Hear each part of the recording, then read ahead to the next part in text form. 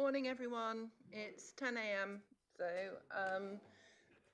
for those who are watching via the live stream, welcome. And for those of you who are here, welcome too. You're aware that I'm Louise Nurse. I'm the planning inspector appointed to determine this appeal.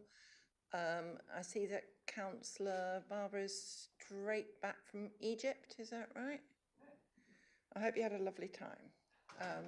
Okay. So we will resume this hearing.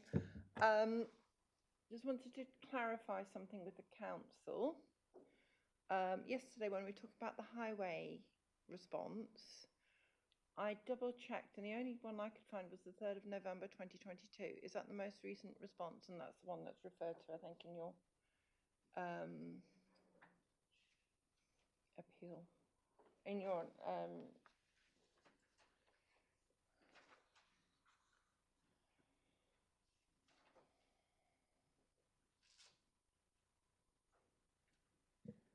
you've only got one statutory, or I've got two, one in September and then I think I've got one in November. so the March planning committee was so there's one the 26th of the 6th 2023, which is essentially no additional comments. So that must have been that you didn't reference it in your report, is that right? I've got your report here.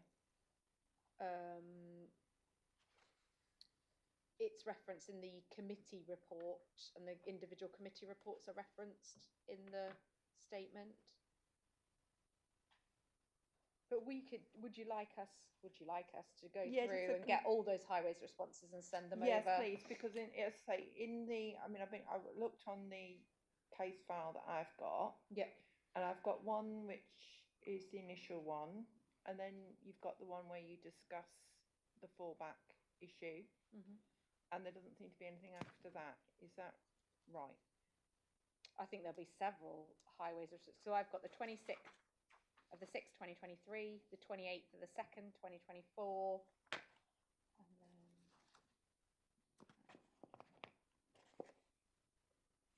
and then obviously I can only have what you sent me, and as far as I can see, you haven't sent me that. Yeah, I appreciate that. That's what shall I get them together and send them all over and copy the appellant in? Please, but I might need to have a look at them, so I might need to look at them at the break. Okay. Just to confirm that there isn't anything there that I've missed. Okay, we can action that. Yeah, thank you. Right, okay. If you could print hard copies as well, that'd be brilliant as well. Mr. Heath.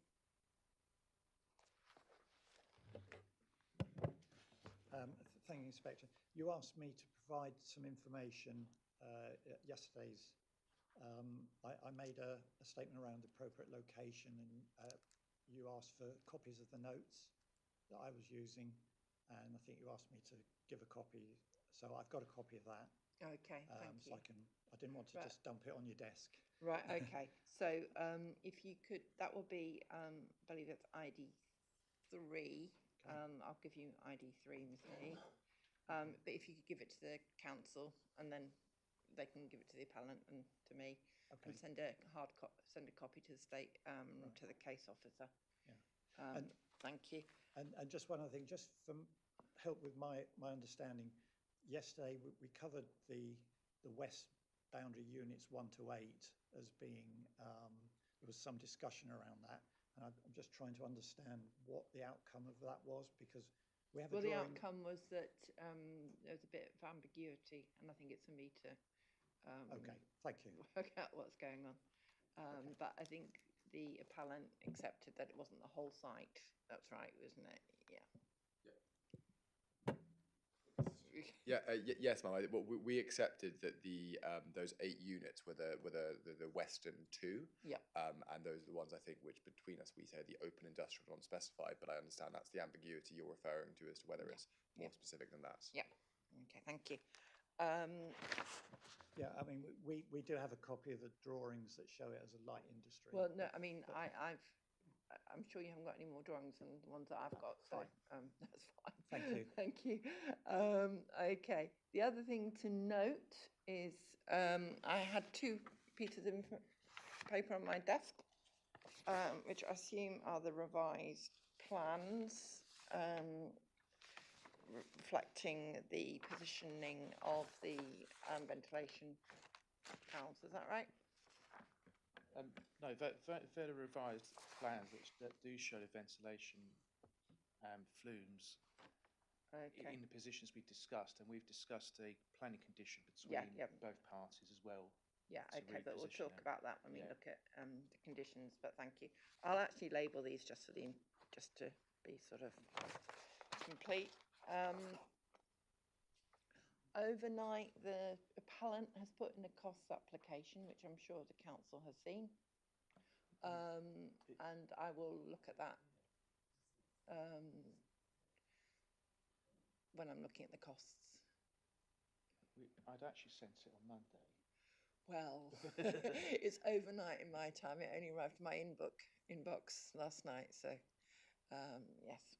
So we have I thought that may have been the case because you talked about today. So, as if it was happening on the Tuesday. But there's been a application for costs. We'll go through the conditions later. Okay. So, I'd like now to look at the criterion 8, which is, or agenda item 8, whether any development plan conflict and harm arising is outweighed by other material considerations. So what would I may not be able to stay very long. Is this an appropriate time? Since I would like to draw the inspector to a screenshot of the 12th of March 2024, which shows the Breckland planning was saying this is a summary of relevant policies and reasons for refusal. And I wondered if I could give you that screenshot, please, from that committee meeting for reasons for refusal. They were announced by Ms. Collins at that meeting, and I'd be grateful if I could just pass it to you, because all these reasons, relevant policies and reasons for refusal that were highlighted at that meeting were not put on the refusal of the planning permission. Well, and to be fair, if they weren't on their reason for refusal, I can't really take them into account. I mean, if the decision notice is what I'm looking at. Okay, I mean, they just basically said that Well, sorry, it was in conflict with I don't see any purpose in my ECO 1, ECO 2, ECO 3 and ECO 4, all of them. And they said they were in conflict with all of those. Yeah, but as I say, the development, I have the decision notice, so that's the... Yeah, sorry, this was what was presented to the planning committee. Yeah, I understand that. But, Thank you. But thank It's not you relevant. for bringing Thank you it very to it, much. but it's something that I wouldn't want to take into account. Thank you. Okay, so it's whether any development plan conflict and harm arising is outweighed by other material considerations. Now, clearly, sorry, can people hear me? Yeah. Whether there is any development plan conflict and harm is something that I have to consider on the basis of the evidence before me, including what has been discussed yesterday. So we'll park that. The issue is whether there's any material considerations which weigh in favour of the development. I'd like to sort of pick my way through Ms. Collins's report, actually. I think that might be the easiest way of going through it. So I'm looking at your 12th of March 24 report. That's the most appropriate one, is it not?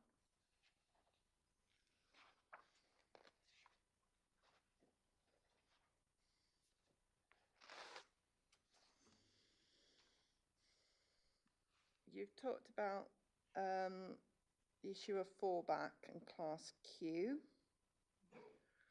And you talking about a real prospect of whether development will come forward. Now, again, that is something really which I think is, for me, to determine whether I think there is a real prospect of the development coming forward in the way that you've expressed it in this report, taking into account what we looked at on the first day. So I don't think there's anything specifically that I would want to pick up, though, but I would want to query where you say that Paragon Print is a B2 use, albeit it's got permission for light industrial. I will sort of, on the basis that we've discussed it previously, I don't really see any purpose in carrying on that, but if you could quickly tell me why you think it's a B2 use, given it says light industrial, I'd appreciate it. Only half the buildings that we used for Paragon Print were light industrial. So there was 2 sections, wasn't there? There's the offices and then like sort of a processing side, so they're writing and stuff, and then there was a manufacturing element to it. So there was heavy machinery, lots of printing presses, etc. Lots of deliveries associated with that. So and obviously, just because that's what the consent is for, that doesn't mean what it's lawfully used for. And when we looked into B2 uses and what a printing processing firm running at the capacity that they were running at when they were running, that fell into the B2 use category. Okay, so but there's been no lawful use certificate or anything to suggest that that's the case. And the conditions clearly were, as far as I can gather, were set out to ensure there were specific conditions, weren't they, to address residential amenity issues relating to Paragon Printing? So the 2 personal permission conditions, so there was noise conditions about meeting the background noise, but the 2 personal permissions were about... I really meant the noise conditions, to be honest. I mean, I think the personal permission is a bit of a kind of like a red herring, to be honest. It was the noise conditions. Okay. Thank you.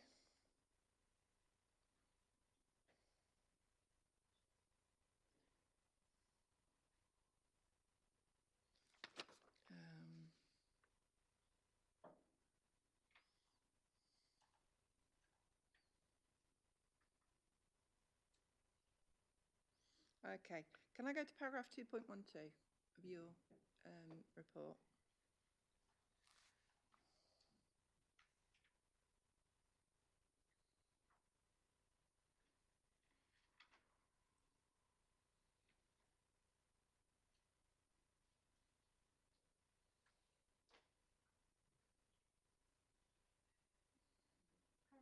The 12th of March, apologies. Yep.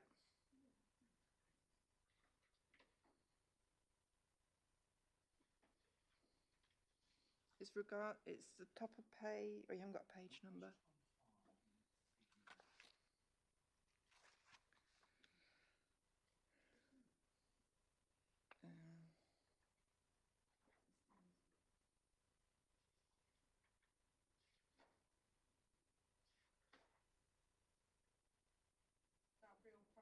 Yeah.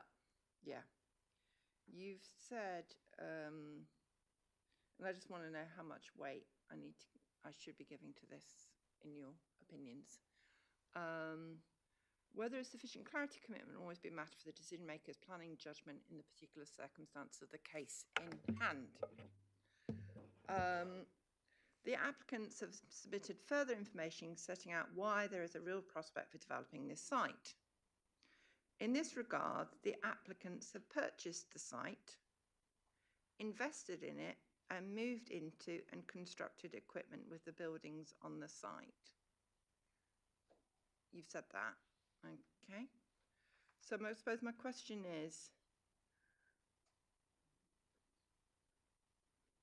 working on the premise that not all, my understanding from what you said yesterday was that you didn't consider that that was a lawful, not all their use was lawful at the time. Therefore, the fact that they've moved in, what weight do I give the fact that someone's moved in on a site and done something without planning permission? In the context of? because we've only given weight to the fallback position with regards to highways. So that's why the fallback position is only in the section with regards to highways. So and that is based on the advice of our Highways Authority that the vehicle movements of the existing use is tantamount to the vehicle movements of the proposed use. Yeah. So we haven't used the fallback position in any other context other than the highway scenario. Each of the other sections are based on their own merits.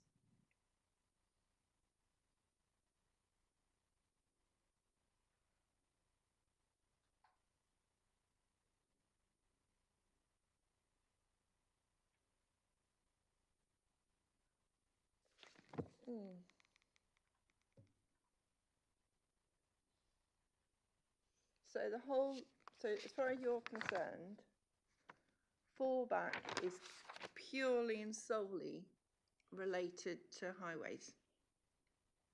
Not in the context of fallback as a whole, but in the context of this planning application, the only that's what I'm asking you. Yeah, in the context of this planning application, the only thing that you're concerned about is, in terms of fallback, is the highways position. We have only considered fallback with regards to highways. On each of the other matters that we've considered, we've assessed them on their own merits on the basis that there is no statutory objections to any of those issues and therefore no harm generated. I thought the environmental health people referenced fallback, don't they? All right, I've got that wrong. No, environmental health have judged it on its own merits on the basis that there's nothing on the site in terms of noise and in terms of air quality. They've had to use a baseline of nothing on the site in order to justify the development in its own right. The only statutory consultee that's used fallback is the Highways Authority, because they're saying that the existing site could generate as much traffic as what the proposal is. So that's the only section the council's used fallback as a justification for.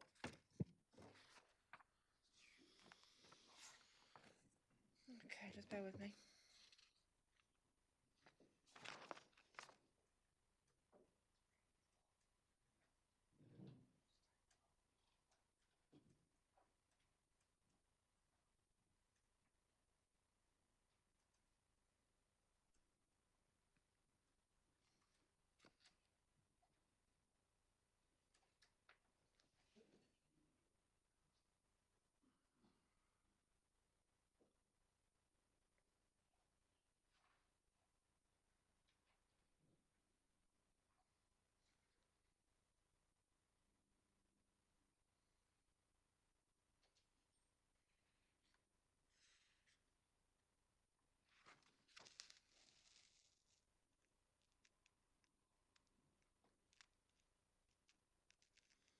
Right, okay, so I'm just noting from my notes that fallback is only of relevance in relation to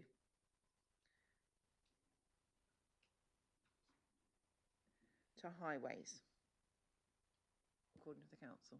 Yeah. Okay. Right. I wonder what the appellant thinks about that. Yes. Approach. I think, to be fair to the council, that's what we'd understood their position to be. That being said, we obviously and unsurprisingly are of the view that fallback is relevant to the permission as a whole.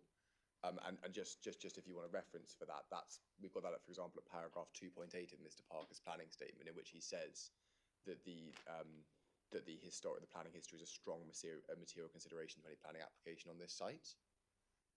Now, in terms of, I just to be clear here, I think not for your benefit, Mum, but the room as a whole, we're not relying here on Class Q. I know. Yeah. I know that's for you. I know you know that one, but rather for the real prospect, the real prospect of being implemented. This is quite an interesting one, and I'm not going to go to the academics of it. But normally, as you know, when we're talking about a fallback and a real prospect of implementation, it's a purely theoretical exercise. Might it be implemented were permission not to be granted? Yeah. What we actually have here is the beginnings of the fallback position having been implemented. Because we say, and I don't think there's much disagreement between us and the council as to the breakdown of the lawful uses of the site, but broadly speaking across the site as a whole, there is lawful B2, B1 and B8 use, and that's very unrestricted in terms of areas of use, hours of operation, amenity. Because there are some conditions, but right now, for example, Mr. Leslie and Mr. Park can speak to this in greater detail, we say that all of the Western units can be used for B2 use. And that can be used with the doors open, with noise being created whatsoever. Now, there are obviously different regimes that apply, but under the planning regime, in terms of the fallback that we're considering here, there is a fallback position that is starting to be implemented that can be further intensified if needs be. So in terms of meeting the test, we say we are fully through it because the real prospect is being realised. And this is... So when you say the full prospect is being realised, what do you mean by that? Because at the moment, as I say, I don't want... Problem is, it's very difficult because your client is actually operating there. It's very difficult to separate the theoretical from what's actually happening. So you're saying that the real prospect is happening, meaning what? Well, yeah. So, I mean, it is sort of, normally when we talk about fallback, we say, were permission not granted, they could or would do X on a given site. Yeah. That applies here with the caveat that what could be done, the fallback that could be relied upon were permission not to be granted, is in the process of being undertaken on the site. So for example, we say that I mean, in planning terms, there cannot be any disagreement with this. As a matter of, it's sort of trite in planning terms, that anyone can go onto that site and start using it for a mixture of industrial, light industrial, and office use. That is the lawful planning position on the site.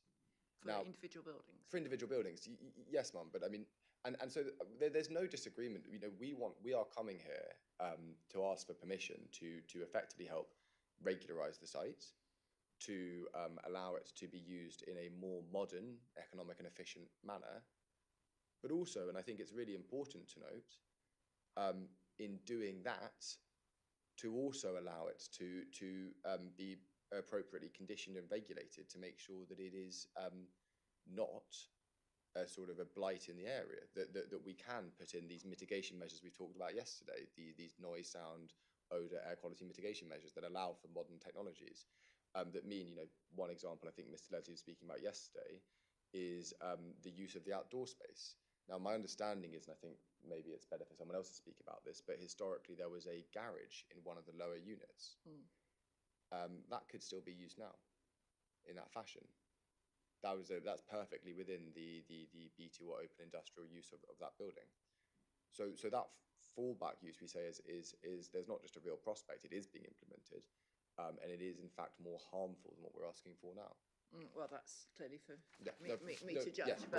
But you're saying, so in terms of, sorry, Mr. Heath, before you come in. So basically, you're saying in terms of, so you understand where I was coming from in terms of the real prospect. To what extent should I ensure that I am not infected, or whatever the legal phrase is, by the fact that you're actually already doing it on part of the site? That's the question. Or are you saying that because you are actually operating on part of the site in some areas which the council considers to be consistent with the operation, that just demonstrates that the fallback position is real for the whole of the site, which is clearly what we're talking about, the position of the whole of the site without something that actually requires further planning permissions. Yes, Mum, the latter. Yeah, okay, thank you. Mr. Bott, can you make sure you do it so people can hear you? Yeah. I mean, in terms of the fallback position, I can add to that further. As mentioned, the appellant is already on the site. The council's position is that some of that is unlawful at the moment, and I think that's your concern in terms of the fallback. But what I can tell you, and I've already had this discussion with the clients, is that should this appeal fail, what our next exercise would have to be with the appellant is to go through all of the individual operations that his business does, and we can segment them into whether they could fall into a B1 use. into a light industrial use. And what we'd then do is we'd look at the permissions on the sites, accepting that in figure 8 on my plan, that buildings 1 and 2 could be industrial. We'd put all the industrial operations in those buildings. Building 5, we understand, could be partly industrial as well, so we would use that for industrial. And we'd put all the other operations that could be light industrial into the other buildings. And he'd use the office for office purposes as well, and the warehouse for B1 or B8 storage. We can do all of those things, but that's what we'd have to do, isn't it? I know people are waiting, but just bear with me. I just want to quickly hear from the appellant and then I'll come back. That's the reality of a position that we find ourselves as a company in the moment. There is a very real chance, with no available sites, alternative sites in the region, that we would, as a result of this, either have to make do with the permissions that we have on the site and utilise them to the fullest extent that we're able to, or we would move out of the region, which would mean a loss of all of our skilled staff. Okay. That is really where we are. This is not some hypothetical scenario in our opinion. This is the continuation of our business as a local business.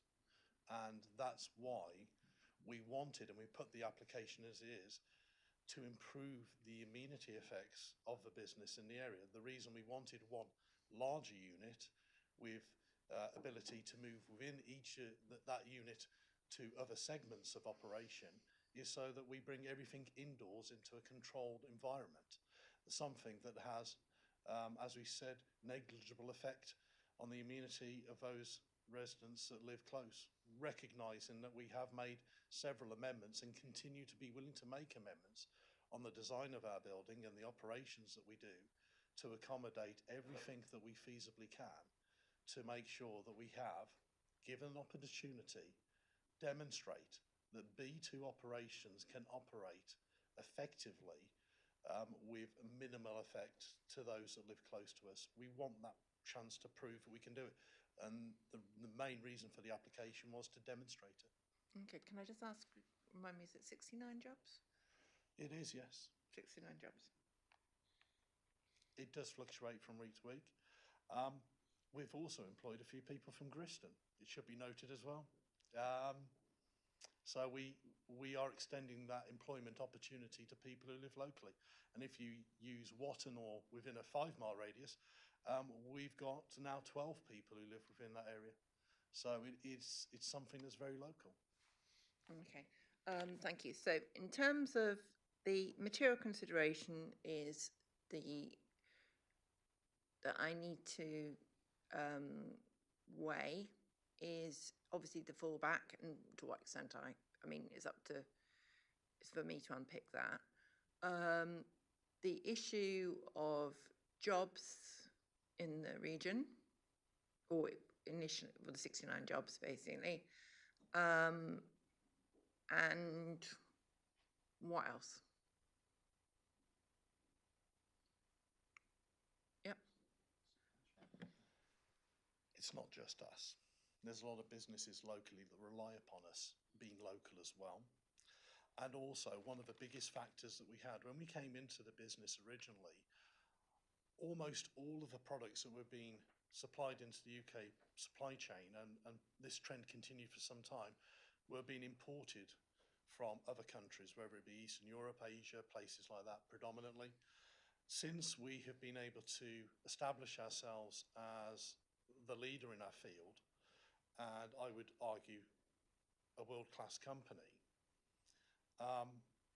not only have we stemmed but reversed the flow of imports into our country. In fact, many of our products go the other way now. I would say, and particularly one of our main customers being JCB, who see us as a partner to the work they do. Aren't they going to America? They are also going to America because of said Trump tariffs, shall we say, but their main business still remains in the UK. Almost all of what they do measured for turnover is still being produced within the UK. They see us as somebody that we work with, communicate with. It's just we've championed the ability to build what we consider extraordinary products in an extraordinary way, in an environment that shouldn't be economic competitive if you believe what you read, but we are competitive. And not only that, we are exemplars in our field, and we want a chance with this facility to demonstrate that not only can our products be exemplary, but our operational practices can be as well. Okay, so I believe I understand you're saying you're sort of like a world leading group. It's not heavy. It's not heavy industry. It's what did you call it yesterday? I didn't know. Advanced engineering. Advanced engineering. You've got jobs that are in the region, and you consider that if you weren't to have this thing, you would then reconfigure all your uses on the site and thereby potentially result in not being able to ameliorate any particular impacts that there are there at the moment. Is that basically that's agreed. approaching? There would be a significant impact. Don't worry. I mean, I've fine. heard it. Thank There you. are lots of people who've been waiting very patiently at the back. Mr. Spaniel less patiently, actually, because he's waving his hand around quite effectively. Thank you, Madam Chairman. Start. The key thing here is all about site selection, and having undertaken 3 site searches, 2 factory builds over my career, the business I worked for was very clear that not to impact people at all, you had to go to an industrial site surrounded by other businesses. I mean, Mr. Leslie has got a fantastic business. It's grown, it is local, it's lots of good things. However, the principal reason not to have built in Attleborough and not to go to Snetterton, which is a preferred location for Breckland, is all to do with power supply. Yeah, it's a business that uses a lot of electricity. And the real attraction of the Griston site wasn't its location surrounded by houses with poor road access. It was the fact that you'd got a sufficient electrical supply to that site to enable him to undertake his business without the additional expense of getting power networks to supply things.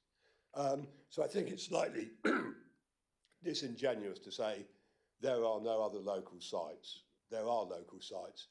They will require money being spent to provide power.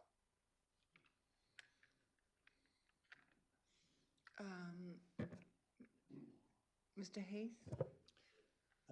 With regard to fallback, I just want to refer you to our legal letter, which we put in our statement of case. With regard to fallback, that's our position. We don't believe there is a fallback with regard to that. And with regard to the particulars, the site and the amenity of the site, well, our view was that we had an amenity there, and the amenity is going to be destroyed by this one big operational unit being placed. It's removal of individual units that were providing an amenity to Griston. Thank you. Sorry, are you saying that the original units provide amenity to Griston? Yes, that's right. There were individual, there was a retail unit, and there was various other units that were used by the local community, as well as obviously wider. Oh, right. So the loss of those particular uses. Individual businesses. Yeah. Okay. I think it amounted to more than what we would gain. Thank you. Okay. Thank you. Councillor Barber, I think you want to say something. Good morning. Apologies for missing yesterday. I almost lost track there through the advertising campaign coming through. On the Sorry, fallback, Councillor Barber, we've managed to be all very respectful over this the last couple of days, so can we keep it that way, please? So on the fallback position, are we talking here effectively retrospective permission for the unlawful activity that's already happening and seeking forgiveness rather than permission? Because that's how it feels to the village. Well, the fallback position can't be that. I mean, I have queried the council in terms of the issue about whether there's a realistic prospect and saying that they were already on site. And I did query whether how much I should take that into account on the basis that clearly that from my point of view, I don't think I can take into account the fact that someone is operating on site where it is, some parts of it may be unlawful. I can obviously take into account where elements are, you know, the whole issue that they can undertake operations from certain buildings in the site lawfully, and in doing so that may have some impacts. I can take that into account, but I can't, I wouldn't be able to, you wouldn't caricature it as being because they're already there, then that is the fallback position. If someone were to caricature that as being the fallback position, they'd be incorrect. Okay. And I think everyone would agree with that. Yeah.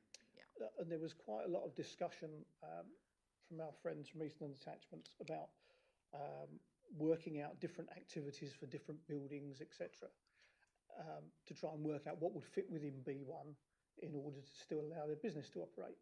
That's actually not really valid, because the principal B2 activity that they're looking to undertake is in a brand new build that doubles the size of the existing buildings. So what we're really talking about is trying to take a small piece of B1 from somebody that used to fit tyres to cars, B2, sorry, that may have been there, depending on interpretation, that fitted tyres to cars, and then extrapolating that to a unit probably 200 times the footprint of that.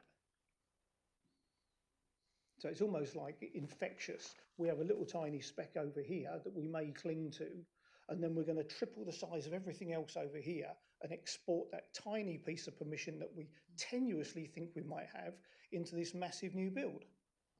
So, yeah, so in terms of the fallback, obviously fallback can only relate to the existing floor area, although there's some people might say the principal, but I don't think anyone's saying, from what I can understand, it's now no longer, the appellant's position is it's a mixed-use development at the moment, isn't it? It's a variety of different units with a mixture of uses. Well, no, in terms of what the permission, what their permissions on the site. So I think that is relatively unambiguous in that respect. Okay. Was there anything else, Councillor Barber? Right, thank you. Sir? Yeah, I think it's rather disingenuous from Mr. Leslie to actually, it seemed quite threatening that if we don't get this permission, we will just basically stay on site, do as we like. We'll no longer be good neighbours. They're not really. The whole point about this is that at the moment they've been on the site for a few months, and they're not good neighbours. They're very, you know, it's a very noisy operation already. It's not even up and running really, and it's a very noisy operation. You can ask any of the local residents. So to say that, you know, that's their threat, and also if they do not get the permission, they cannot double the size of the building which they will need to operate. So they will have to try and operate within the existing building. The only buildings they can really use are the ones on the left. The ones on the right have got restriction on for storage use only, so they will not be able to put their welding and shot blasting equipment into those if the council enforce an existing restriction on that building, which I would expect they would have to do. So therefore, Mr. Leslie will have only about half the site to operate on, and no new building. I mean, it just doesn't add up. I mean, he can threaten this, but he's not going to want to operate on that. I don't think anyone's using the word threaten. I think I mean, I would prefer it if we don't use the word threaten. I put it like that. We're being slightly, you know, if we don't get this, we're there. I mean, this is not, you know, Victorian times when they can just turn up and do as they like, you know, and which is what they are actually doing at the moment. It's not as if that firm has been there for 25 years and they suddenly want to expand. They've been doing that and they suddenly want to expand. That's a different matter. But this, they've moved onto a site which is totally unsuitable for their operation, probably, as you say, because of electricity maybe.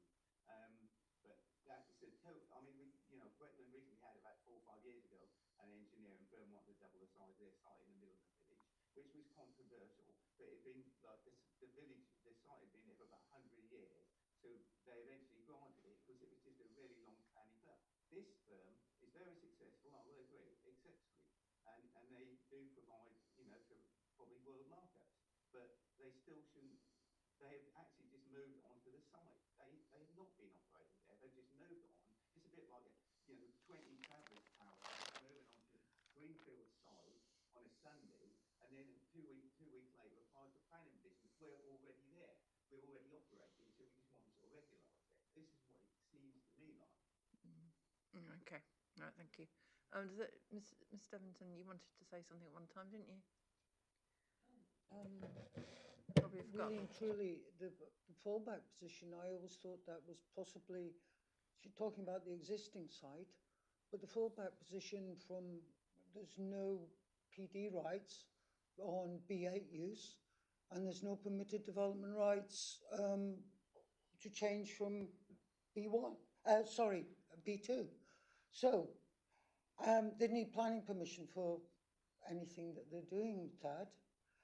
But I find it extraordinary that this B2 use to regularize it is better than anything that could be automatically done in under Class E, which is there, which they could transfer to. You know, no, I didn't bring the list, but you know, things that are small businesses, offices, tech companies probably could move in there. A nursery, other stuff that could be used on there under a Class E. How does a B2, this B2 business, really functionally, visually, environmentally benefit the village in the middle of, this is a world-class company. It exports all over the place. I mean, steel comes in from Lowestoft and is delivered most days. It's a successful company. I've seen the lorries taking it in on a regular basis. And you sit there and you go, everybody's trying to say that this regularizes it. It means it's better for the village. We used to have no outside storage. We didn't have very large stack there. The village, it was in proportion to the village. He doesn't need to be here, that's already accepted. But does the village need this B2 business to scare away the fallback position, which would be dreadful for the village? I mean, functionally, visually, and environmentally, I don't think it works. And I don't think it's going to sustain local services or village identity or help it to grow and thrive. It will give it an identity. Griston has an identity already that they've overcome with the prison. Simple as that. People used to say we're close to a prison. Prison is no problem. You add this to the village, somebody's going to do a house search and they're going to see it says B2 General Industrial, and their solicitor is going to say, don't do it. Maybe this company's okay, but you don't know what's coming in. You will not be selling homes. And homes is the most important thing because people are going to say, we're too close to it. Look at all these flus. What about my children's health? How do I know they're being managed? And a basic common sense way, it doesn't fit with what Breckland are trying to do with our homes and safe homes and that perception of people and perception of the business and what it visually looks like. And that's it. They're increasing the homes in the village from 315 households in 2021. I've looked at the latest housing things. They've said that between 21 and 25, 21 houses were built. So we've got 315 and 21 is, do the math.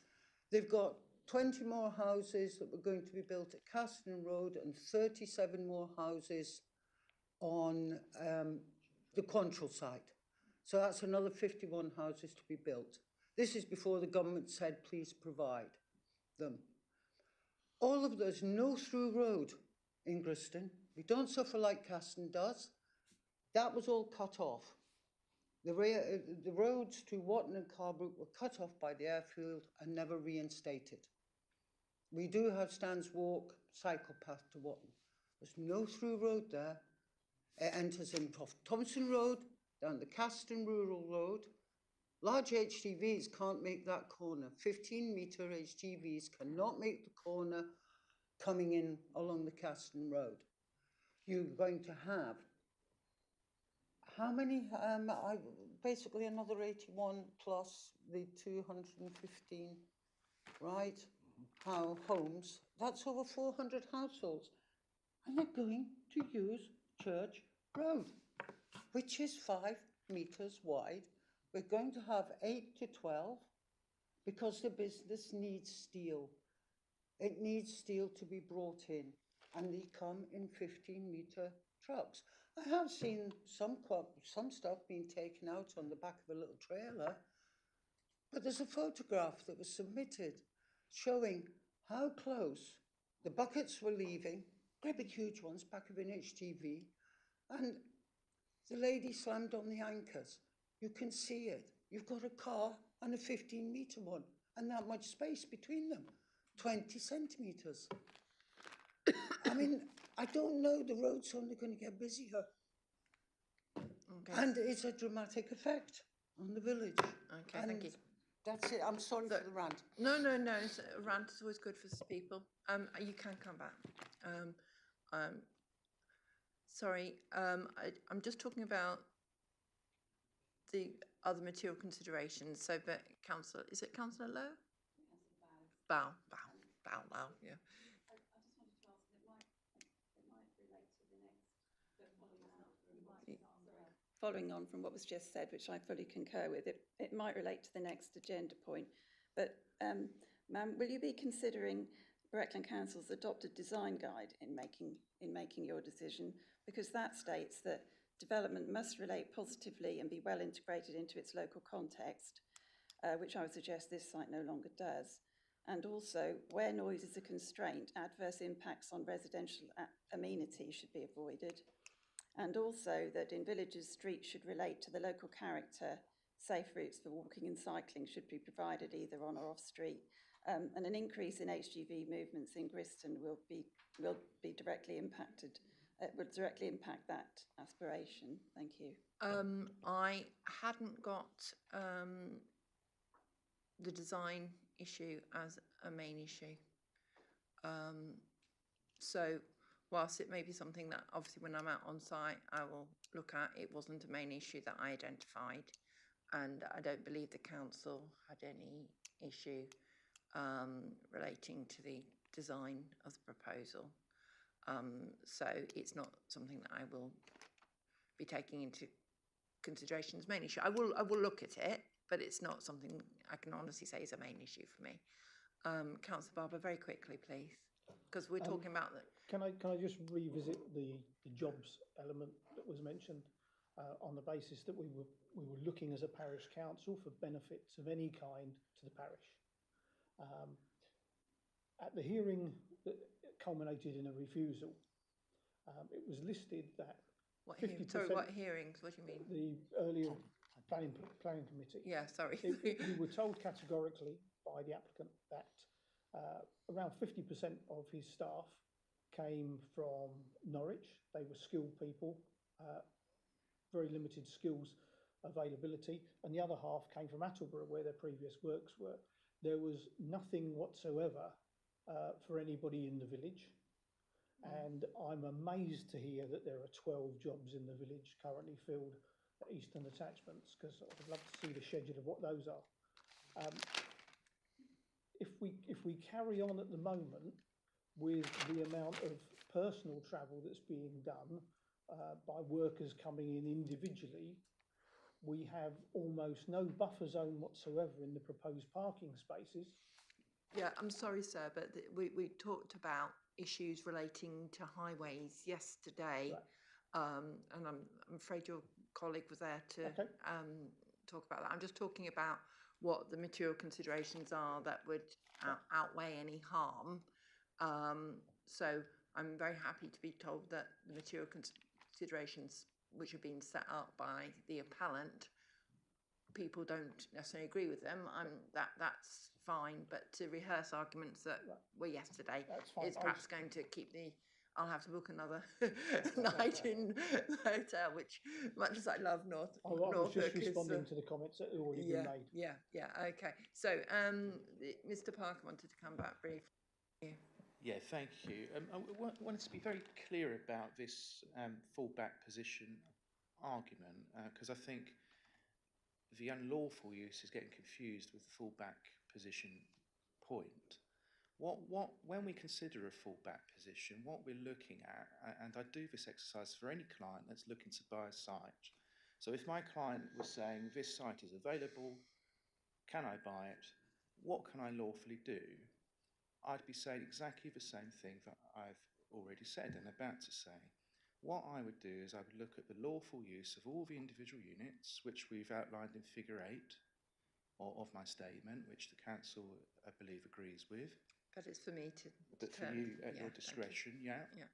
And what I would explain to him is what you can do with those individual buildings, which I believe we've done. So what we're saying with the fallback position is the reality is that if this permission isn't approved, I've got two other options remaining to me to advise my client. One is to sell the site, and what I would do with that is I provide him with a brief statement and a pack that explains the lawful uses of all the different buildings. He will then market that with an estate agent, and it might be as a whole site or individual units, and they will be for sale on that basis. Therefore, those units could be light industrial as per the permissions, and some of the buildings for industrial uses. And as we pointed out, there's no hours of operational conditions on buildings 1 and 2 shown on my plan. And that's the reality. We'd market it on that basis. Option 2 is we break down all the individual activities that the client does. And some of them I would consider to definitely be a light industrial use. So that's like the laser cutting that the client does. There's some storage elements with what his business does, such as when materials are brought to site. I'd break that all down into categories, and then we would look at the individual buildings and where these activities can take place in relation to the lawful consent. It has absolutely nothing to do with the unlawful use of the sites. We would look at the lawful consent, and that's a reality. So we would have buildings 1 and 2 as industrial, building 5. Yeah, I understand you would the theory is you'd reconfigure. But I suppose there is the sort of slight, not elephant, but small elephant, or whatever you want to call it, in relation to, obviously, you were expanding your floor area by over 1,000 square meters, and you can't magic up 1,000 square meters. How would that work? To help answer that, Leeson's part, our main site in Attleborough, which experienced the difficulties mentioned previously, we would have to retain as a second site. It isn't certainly big enough for us to operate our operations in, which is why we were looking for this site and the expansion that was mentioned yesterday. So it would be less than ideal to operate over 2 sites again, but this would be the main site. The Griston site would turn into our main operations with support from the Attleborough site that we'd have to retain rather than dispose of and allow others in the area to benefit from. Okay, thank you. But sorry, just no, one sorry. final I mean, Mr. Spaniel wants to come in, and then I think I might draw this to a conclusion. Sorry, I know it's required to run, but I think Mr. Parker and Miss Leslie were taking quite a few notes during the residence. They didn't want to interrupt, so I think there are a couple of points. And I know it's your discretion, but they were hoping they could respond as a whole. Right, okay. If you would like Mr. Spaniel to respond now, obviously we'd welcome that, but I think there are a couple of points we've got noted down from the last. I prefer Mr. Spaniel to come, and then you can come back, and I think it's easier, because I don't want, I mean, other than it's traditional that the appellant might be given the last word. So as long as I know that this is the last, they can be given the last word. I think Mr. Parker has actually missed a third option, which would be to consider having the brownfield site developed for housing, which would be more appropriate to the village, and therefore sold on that basis rather than as an industrial unit.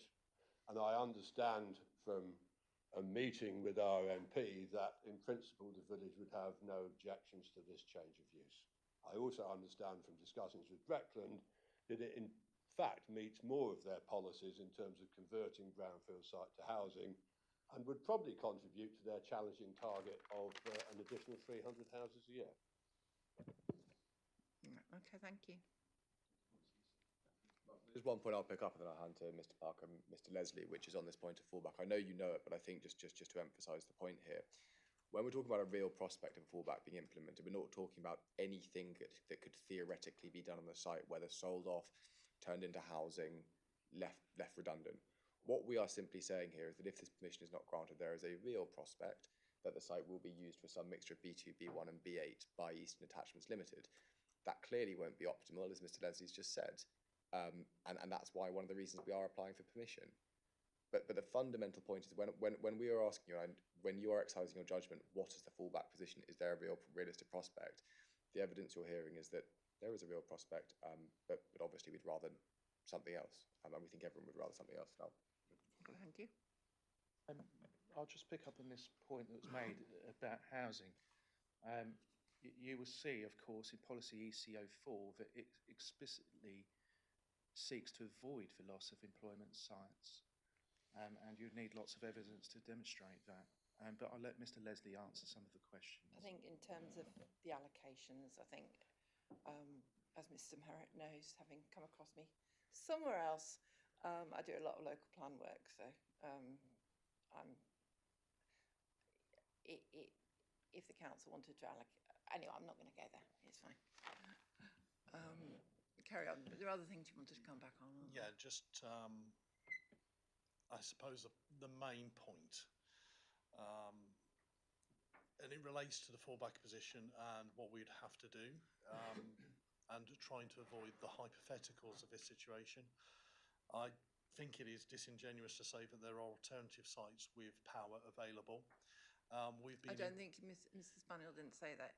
No. What he said, my understanding was that it was a rational, I'm summarising what you're saying, but I think he was saying you made the rational economic choice or rational business choice to go for a site that you wouldn't have to expend additional more money to up the power supply. I think that's what you're saying, is it? That's all very well and good, but having had so many conversations with UK Power Networks on getting power to other sites, including those at Snetterton, highlighted on the A11 Tech Corridor, Thetford and others, because of the additional housing going into the Attleborough Soo, others housing going down to the Soo which is the Sustainable Urban Extension for the acronym, down at Thetford. All of these things have effectively meant that Breckland have, rightfully so, highlighted the A11 as a preferred site for the industrial area, but there simply isn't the power available to that at any cost. We are being told by UK Power Networks, you cannot even make an application for power because there is none available. It's not a hypothetical, it's what killed the Attleborough site when we had the planning permission there, and it's what killed 4 attempts to procure sites at Snetterton. It is simply not there. And I think Breckland will confirm my point as a factual reality. Thank you. Right, okay. Sorry, Ms. Collins, if you very briefly, but I had hoped to end with So it's not about the power. Just to clarify, I think you said about the council's position being that the units to the south were a B2 use, but in our final committee report of the 12th of March 2024, it is a bit confusing as this was a deferred item, so there's double sections in our report, but it is page 8, but the numbers aren't page numbered. Under the highway section, it does clearly set out that the council changed its position with regards to B2 and its considerations based on the Secretary of State screening opinion setting out that those buildings were B1. And it also goes on to say that on that basis, the Highways Authority were reconsulted and their response confirmed this did not change their previous position. So just to make it clear, the council's final position, so our starting point was those units were B2, and that's set out in our earlier committee reports, but our final position at the final committee was that we agreed with the Secretary of State, and that's the basis that we made our decision, but we did consult the Highways Authority on that basis, and they didn't change their position. So you agree that they were B1? The Secretary of State set out in their screening opinion that they were B1, so we had no choice but to take that into account as a material consideration. You're talking about the Paragon buildings, the two buildings. Okay. Thank you.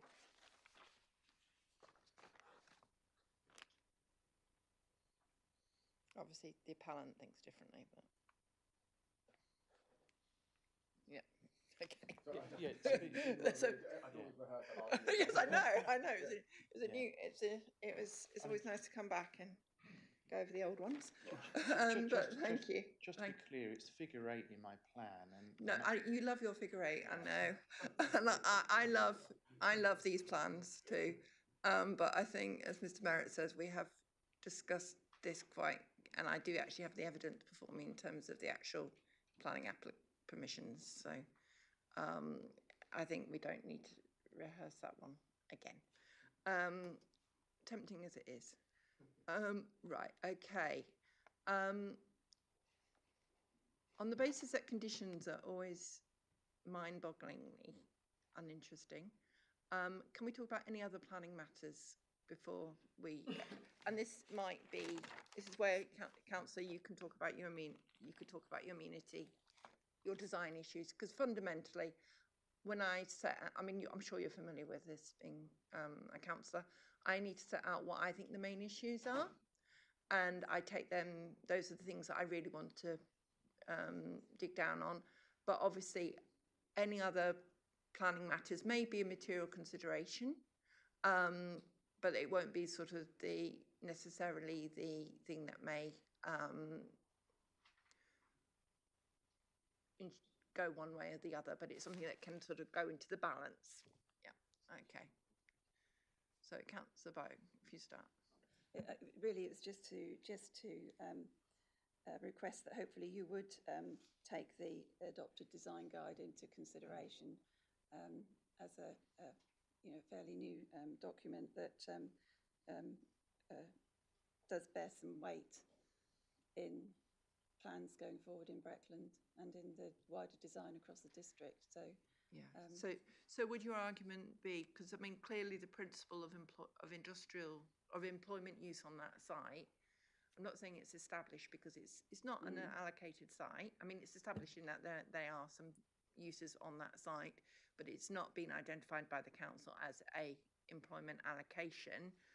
But you're saying that due to the fact that it's in the village, that it's incumbent on whoever develops the sites to ensure that it's consistent with amenity and design issues. Is that what you're saying, really? Yeah, yes, it is, and really, I would concur with Mr. Spaniel as well that since it's the inception of the original site, which was sort of 50 or more years ago, that it does no longer lend itself as an acceptable location for industrial activities, because the housing has increased around the site, and with the demise of its original operations, arguably it would probably have been best promoted for much needed affordable dwellings, with the possibility of perhaps delivering some amenity for the community, like a village hub, something like that.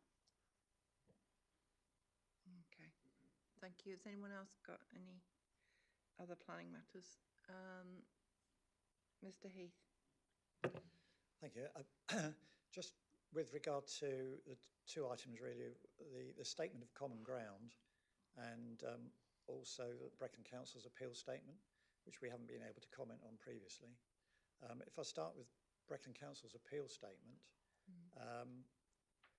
they identified only one area of disagreement, but we believe that they failed to conform to many of the local plan policies, which are the basis for the plans for the local area, approved by local people and local councillors and the inspectorate. So the LPA appeal statement is that, with reference to their section 2 headed assessment and their paragraph 2.6. First part of that paragraph 2.6 states, it is considered that the proposal accords with the development plan as a whole, despite being contrary to policy ECO4.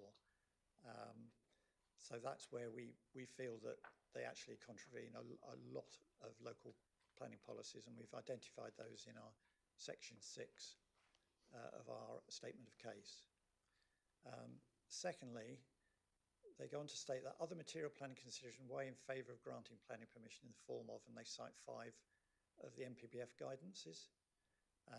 And we're very bemused by that statement because when we've looked at those 5 sections, they actually reinforce their own statutory planning policies, which in their words, they say have exceptional weight when dealing with planning applications. And we believe that primacy must be given to the statutory development plan. That's the Breckland local plan. We believe that hasn't been exercised by the council, nor have they been consistent in their application of their policies. They also state in their appeal statement that the proposal have been redesigned so that matters of highways, amenity, design, trees are all considered acceptable, subject to conditions. That purported statement by Breckland Planning relies heavily on the execution and self-monitoring of the proposed conditions of use on a continuing basis.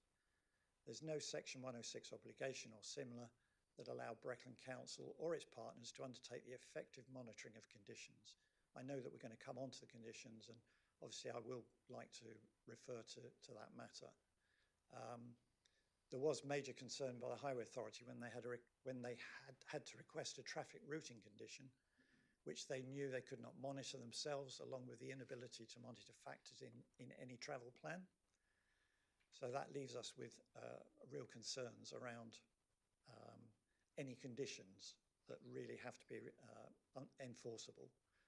And fourthly and lastly, they state on this basis the proposals are considered acceptable, and it remains the basis on which members of the Planning Committee voted to approve the application in January 2023.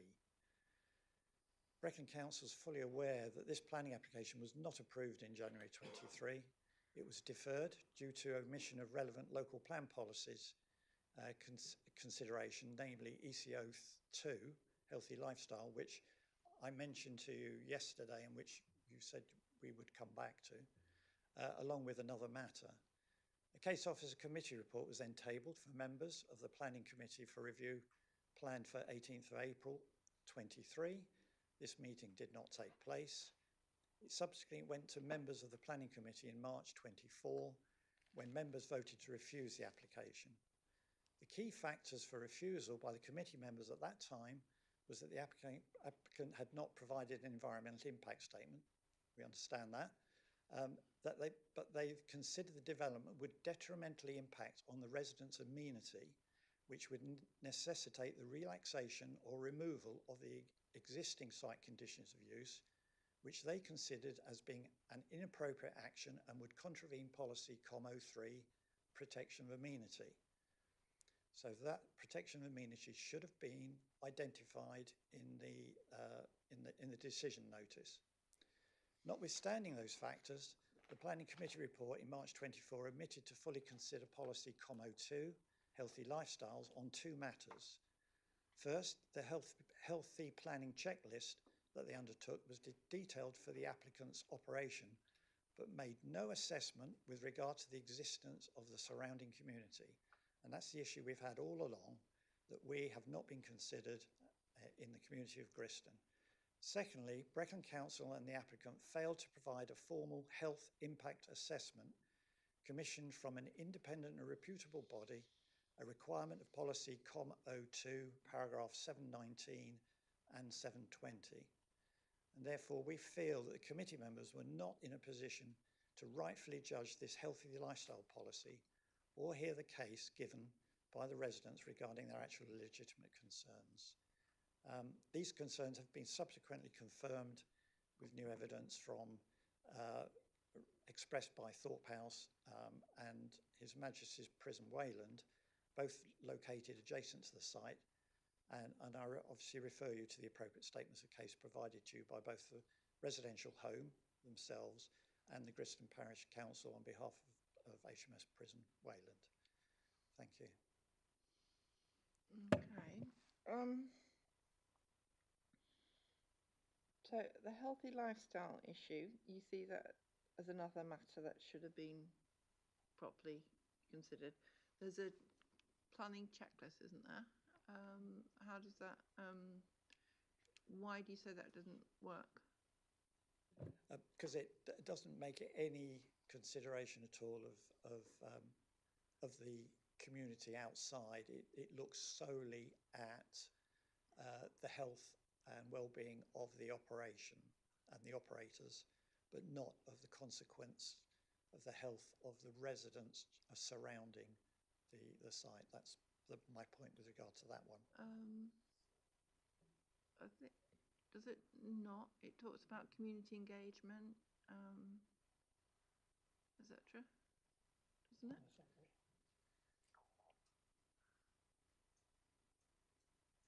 Yeah, it's the impact to neighbouring properties that we're concerned with.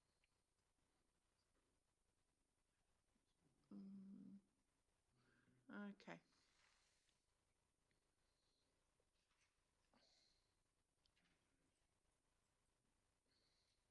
Well, in terms of conditions, etc., and planning obligation, we'll discuss that at the actual condition stage. The council's statement of case.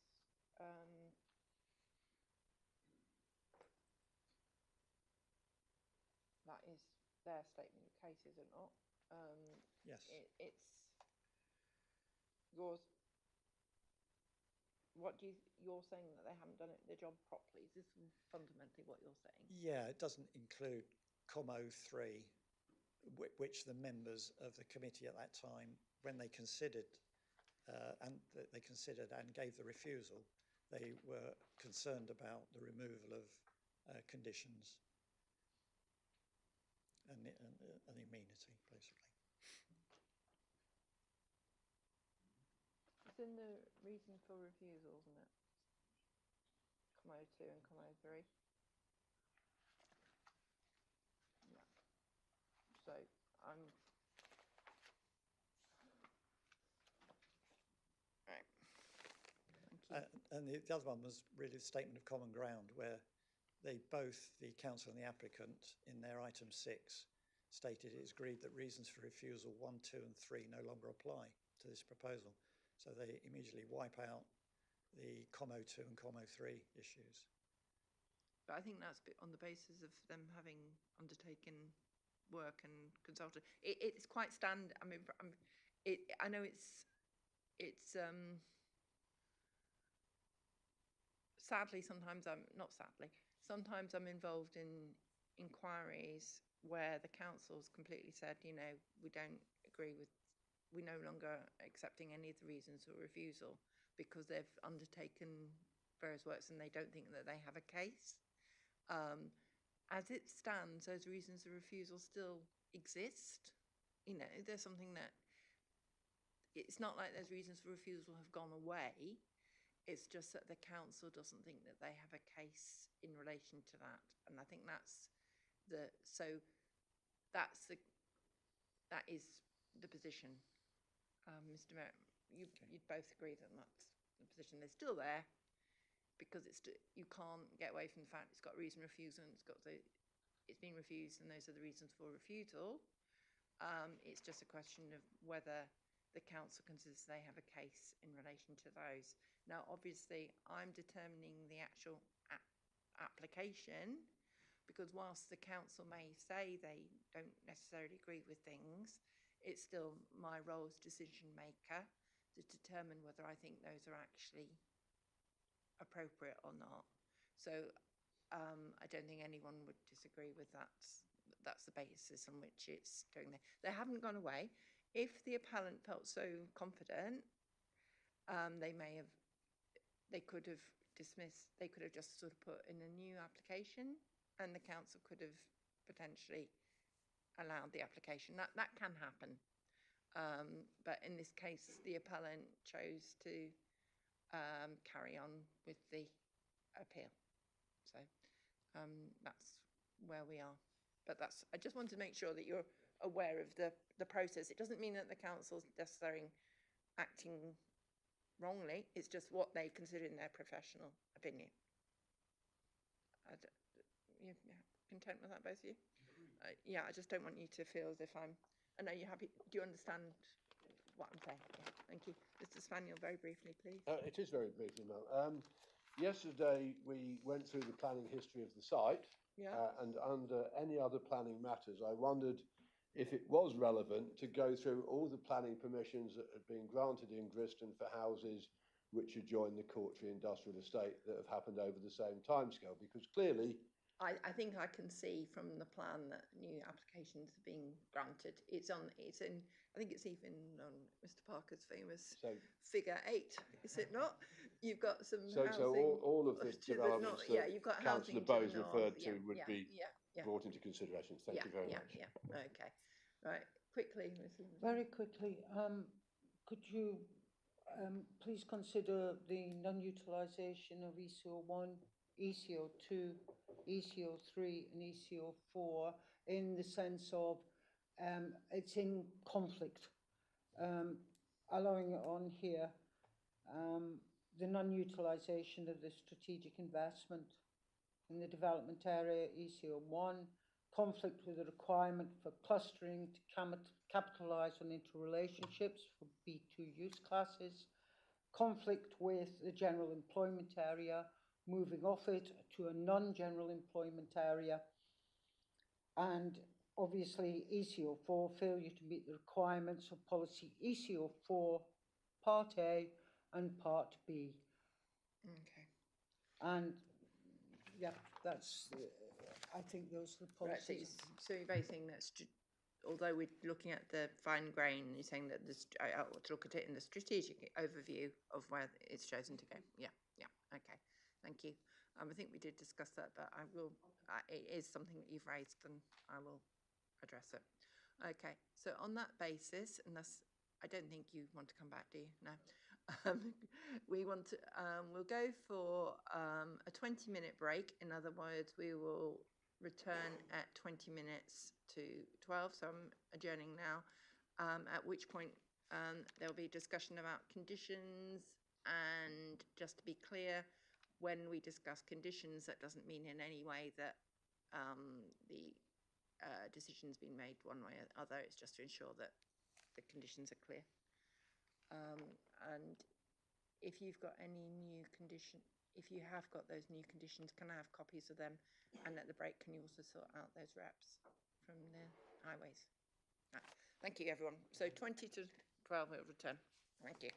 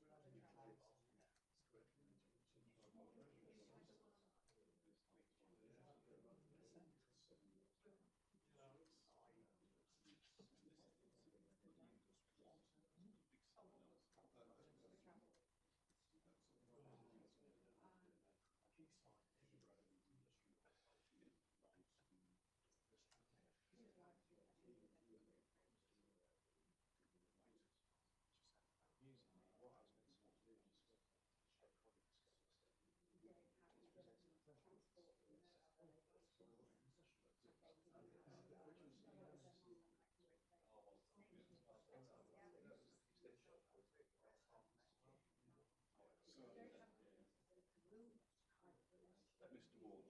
Yeah, oh God, yes, you know who you mean. That's one of the reasons we celebrate. I did some work for him and stopped. Just have a go at it. It was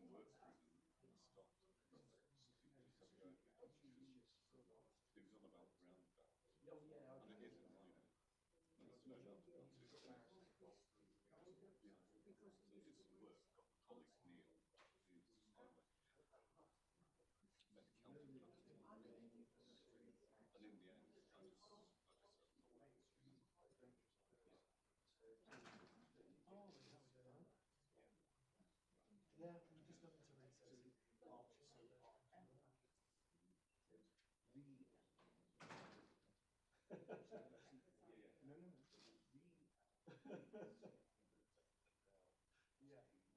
probably have maybe just after. But yeah, ultimately, I think. Yeah. Well, if they catch it on a lunchtime, I think it is definitely. And I think by the time we talk about it,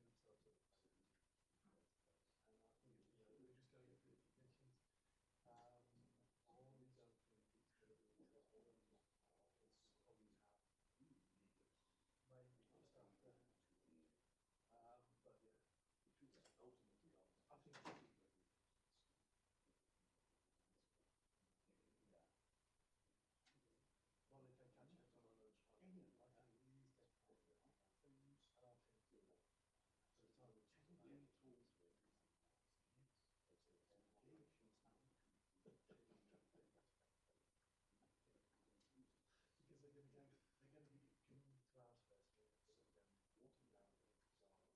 yes. I was just going to say that obviously originally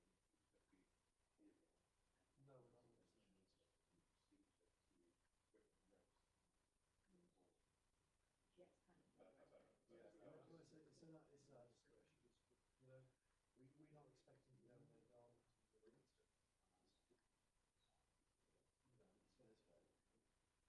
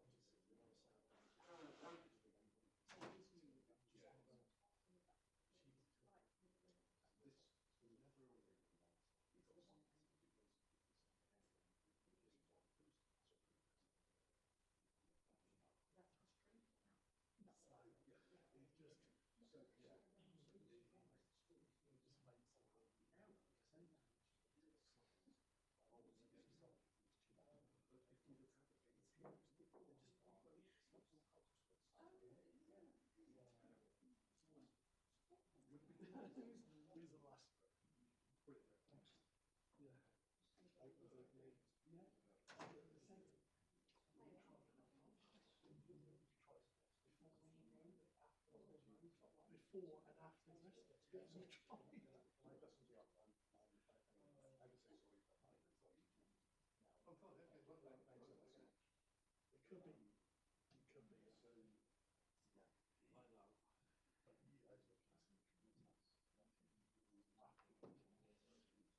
know. But you guys look at some committees. All right.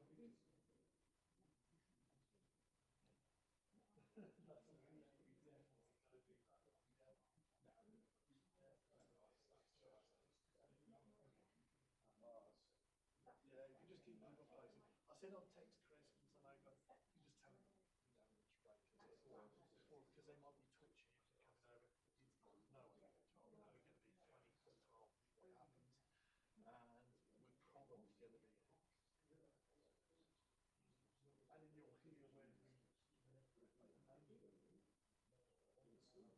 We're going to be 20 to 12 what happens. And we're probably going to be, and then you'll hear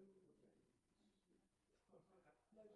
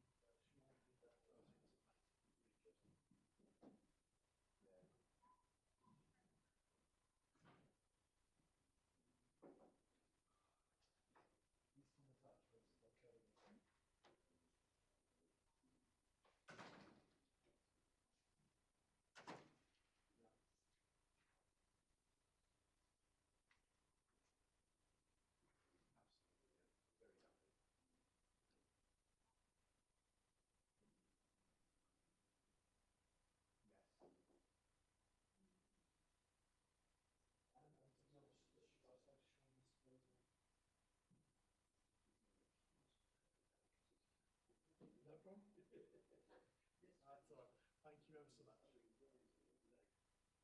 I haven't done the analysis.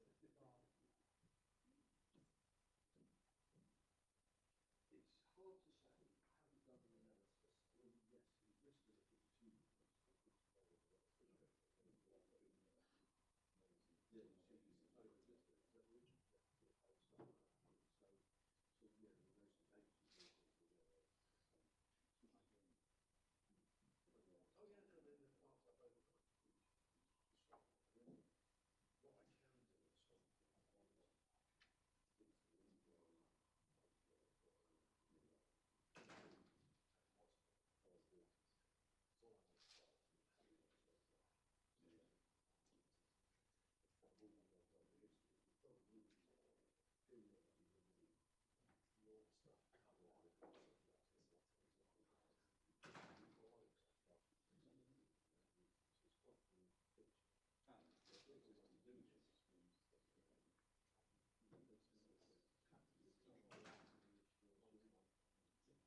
What I can do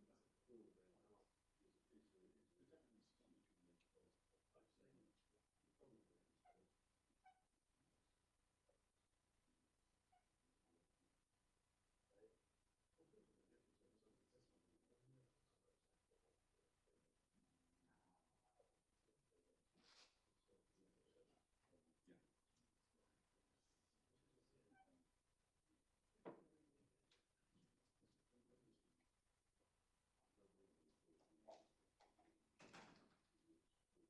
You're starting to panic, yeah, Becky. I was panicking at 6 this morning. No, I've got time. Yeah, I've got. Your packs. I'm packed. Like, you know what it's like. There's always that. Oh, have I forgot? Like, I want to chuck some more stuff in. You know. Have you got your diarrhea tablets? But yeah, everything is packed. Yeah, I have everything's packed. So, you know, worst case scenario, I've got something I can buy out there. Do you know what I mean? Absolutely. It's fine. I don't go. I won't leave the house till about 7. What time's the flight? Not till late. No. Yeah, not till 20 past midnight. Oof. Yeah. Is that Ryanair? No. Texas. Texas. Yeah. So yeah, it's not till late. I've got time. It's just, you know. Well, is it? Is it a 5-hour flight? So we're flying to Turkey, and then Turkey you said, to yeah. Egypt, yeah. So it is in total, but we'll have to get off. We've got a layover at Turkey, and then we get back on and then fly again. You're flying into Antalya? Just get on the plane. That's the other thing. Because we've been working, it's all been so stressful, packing for this and everything. Yeah, of course. How would I, Yeah. you know, done all the, you know, when the 10 times that you check the flight details and Yeah. any of that. They'll be fine. It's probably for the best, like. Yeah. Don't forget your passport. Yeah. No. Yeah, it's changed mine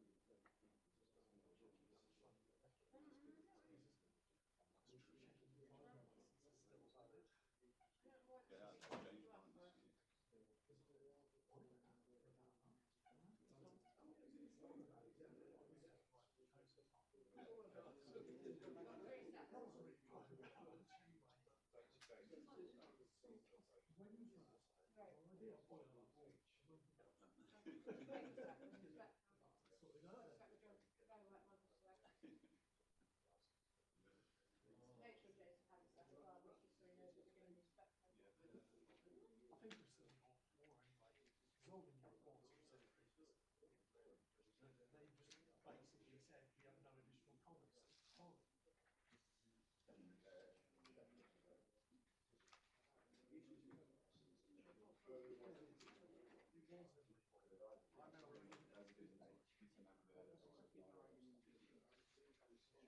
Well, no, it's awful. It's, I was saying, the first thing I did when I got my tenancy, I went to conduit to learn how to handle Westminster. I did it through Blue Day.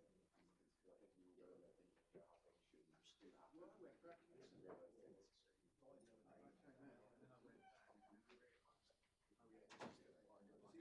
things. I think everyone should go into it and actually know what are the areas.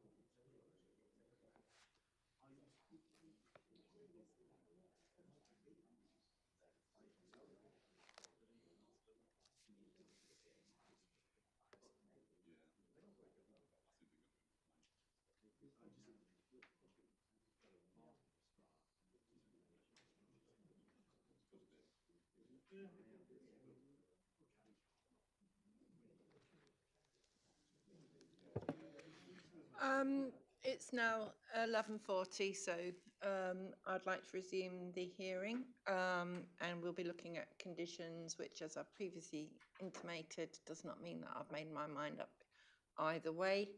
However, I want to be clear that were I to allow the appeal, that the conditions were appropriate.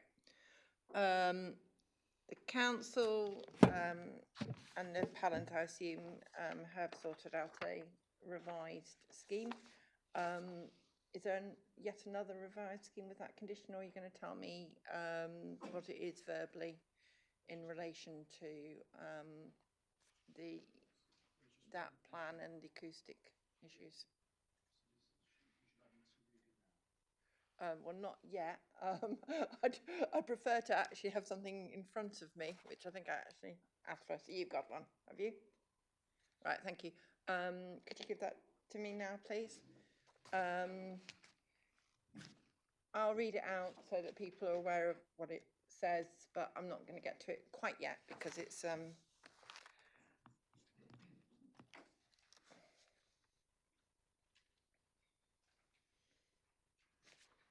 not on the order. Right, okay. Obviously, it's a standard condition that the development is to take place within 3 years from the date of the permission. I know that there's already activity on the site, but we're talking about this permission, so I think it's still appropriate to use that phrasing. It's not as if they've built something and they are just applying for that, and then you wouldn't put that permission in, that condition. They're set out in detail what the approved documents and drawings are, which I'm content with. Because originally you didn't have any drawings, did you? Which wasn't that helpful. So that's good. You've got an April 2024 odour assessment, which clearly postdates the permission being granted.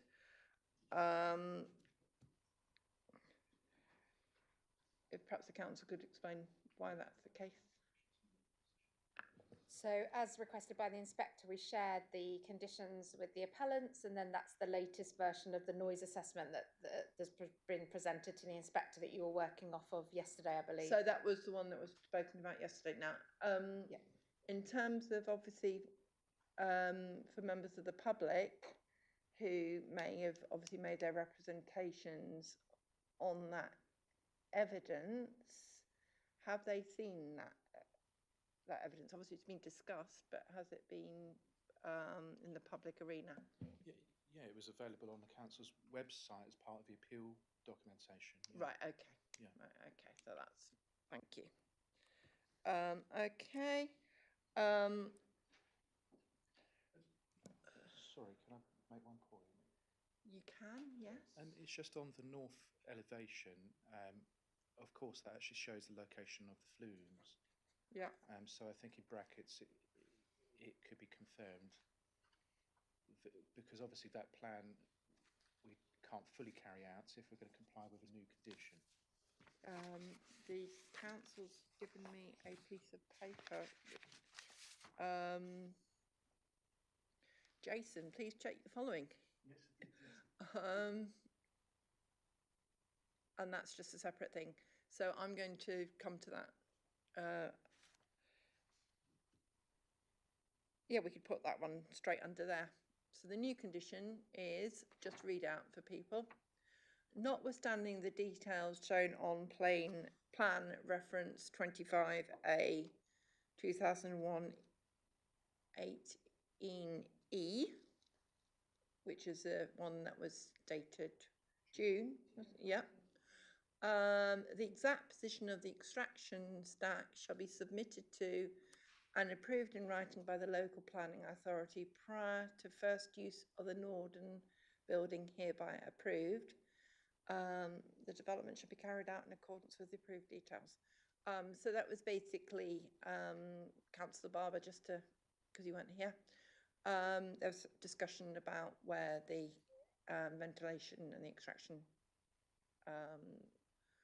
stacks were, and it was the appellant's technical expert stated that it really didn't matter where on the building they got put, because in terms of the way that the technical issues relating to wind, etc., were that it wouldn't actually make any odds, and therefore, in his professional opinion, and therefore, if it would give comfort to residents in neighbouring properties, there could be some input into where they were actually placed.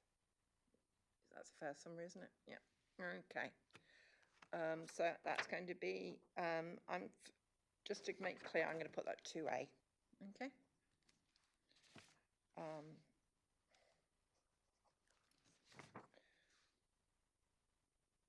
When I went through these conditions when I was preparing in February, I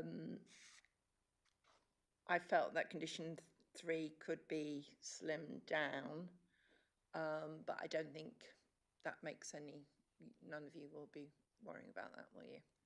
Okay. Okay, this arboricultural impact assessment, where are the trees on site? I thought they'd been chopped down, or am I wrong? No, there are some on the western boundary, and the tree reports always consider sites outside as well, Okay. or on the boundaries of the site. Again, I might have some, just frankly using the inspectorate standard conditions there, but it wouldn't be any different. It was basically just saying that they're to undertake a agricultural survey and it's to be produced properly. Sorry, Mr. Heath. There are no trees on the site. No, I think Mr. Parker was saying that you have to consider the roots of trees external to the site. Therefore, it's important that when building works are undertaken, that those are taken into account. So that was the purpose.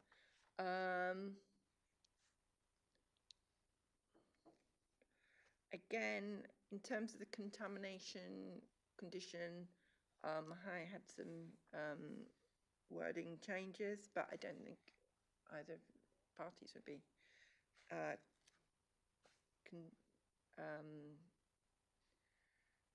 affected by that.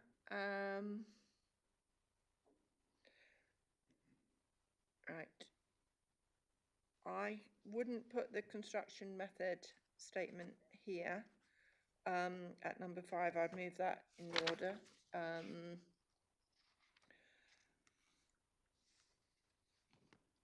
In terms of I'd move it, but I want to look at the wording. You reference measures to mitigate the impacts on the amenities of existing residential properties. I'm just being really picky, but residential properties don't have amenities. It's the people who live in them. So be aware of that.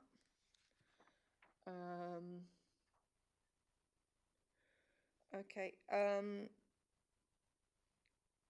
Why do you talk about acceptable working hours policy, given that you've already got what those working hours are? That's just sort of, you don't need you don't need that, do you? You just need to put in what the hours are. That's during construction, I believe. That's what the intention is. Yeah, it's a construction. Yeah. Councillor Barber? Under paragraph 2 conditions, 1054 and 1055, one of those covered working hours. No, this is to do with the actual building of the construction period. Construction, yeah. Okay. Yeah, not to do with the actual issues. Okay. In terms of the great play that's been made by the appellant in relation to their working methods, I think it would be useful to have a specific policy about internal structures. So, for example, before X machinery, and I think I would like you to actually tell me, it might be useful, I'm not suggesting you do it now, but if the council and yourselves could, outside the hearing, set out what specific machinery should be identified, is used on the premises, it shall be enclosed with sound insulating material. I mean, I'll send you this. I just really want you to tell me what the machinery is, and mounted in a way to minimise the transmission of structure-borne sound in accordance with the scheme that first has been submitted to improve writing in the LPA. In other words, if you can set out what because you've got these sound enclosed, some of your machinery is being enclosed in a sort of a box, isn't it, and things like that. So this machinery, if it's fundamental to reducing sound, it's important that that is actually conditioned. Ma'am, sorry, just two quick points on that. I think that there's the first of which, in terms of the mitigation, the noise mitigation, is that under condition 2, we've already having the noise assessment report as one of the approved documents, which I think includes all of those mitigation measures. The second of which is a matter, I suppose, of appropriateness or enforceability, which is that if we start defining one specific machine by machine in the condition, I mean, I can't speak for Mr. Leslie, but the problem therein is that if he wants to update or change machinery, renew it, we're suddenly immediately in breach of a condition, because, you know, if there's a new part, if there's an update, if he has to replace something, they no longer make it. That condition would be extremely restrictive in what he could and couldn't do. And insofar as we're concerned with the mitigation measures, as I understand it, those are already included in the permission, the proposed permission, by virtue of the noise assessment reports. You're going to concur with that, aren't you? If I can, please, Ma'am, address this particular point. As I understand it, there's no proposal that there should be a personal condition attached to any permission that you see fit to grant. Therefore, attaching what you propose, i.e. a list of machinery, is going to be totally irrelevant should there be a subsequent owner of the property. I can't see how it is appropriate or relevant to be identifying individual pieces of machinery. This permission could be implemented by anybody. Can I just add to that? We did think about that, and that's why there's an additional noise condition in here about the external noise levels. So no matter what is happening in the buildings or equipment, that adds that other layer of protection. Well, if you can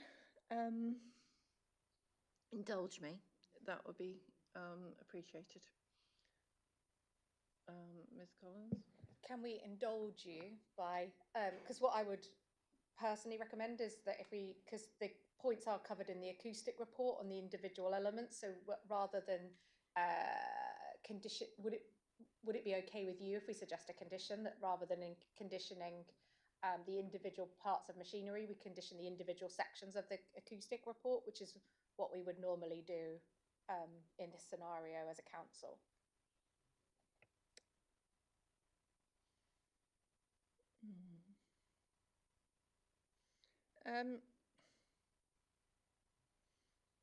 Mr. Spaniel wanted to say something. I think I'm agreeing with Ms. Collins that identifying individual machines is pointless. However, identifying specific processes or actions that happen within a factory, so welding or whatever it is, as a series of processes may be relevant, because obviously that would be where the acoustic report would say this process does that, this process, and it doesn't limit you to the machinery that you're going to use for the process. Okay. Right, well, if you could provide me with an amended condition, I'd appreciate that. I've taken on board your thoughts. Okay.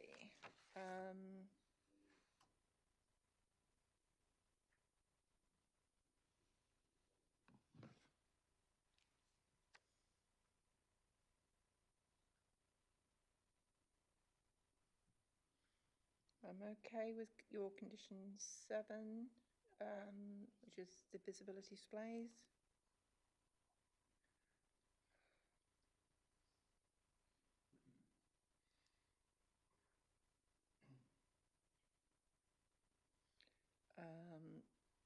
Just your condition 8, it just needs a bit of titillation, but you said prior to the first occupation of the new block to be constructed to the north of the application site. You don't really mean to the north of the application site, because that would be in someone's garden, wouldn't it? So I'm sure that's something that I can change. Okay. You'd agree, would you not? I think it just means the north part of the application site. We said to, well, that's not what it says though, is it? But no, agree. Yeah. Yeah. But I will change it, yeah. Thank you.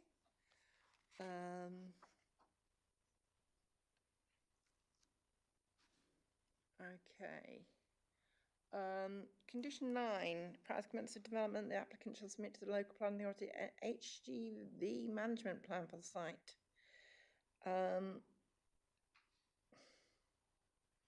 Is this something that requires 106?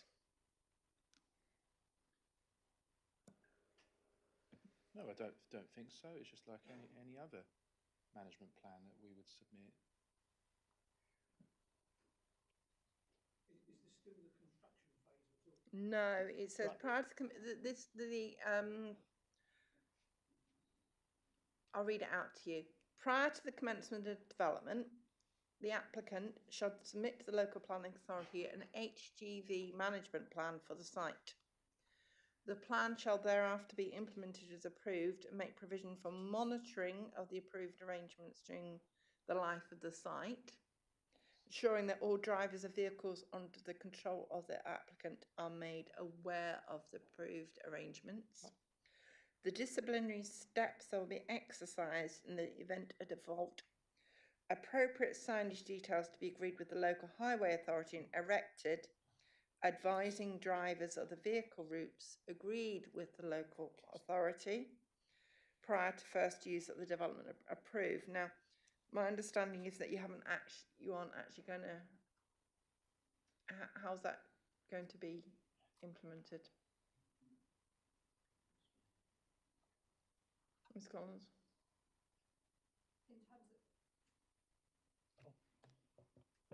In terms of the signage, or as a whole. So what we were envisaging is they'd submit a plan of how they would engage with the drivers about how they transcend that information about what is appropriate routes and what they support.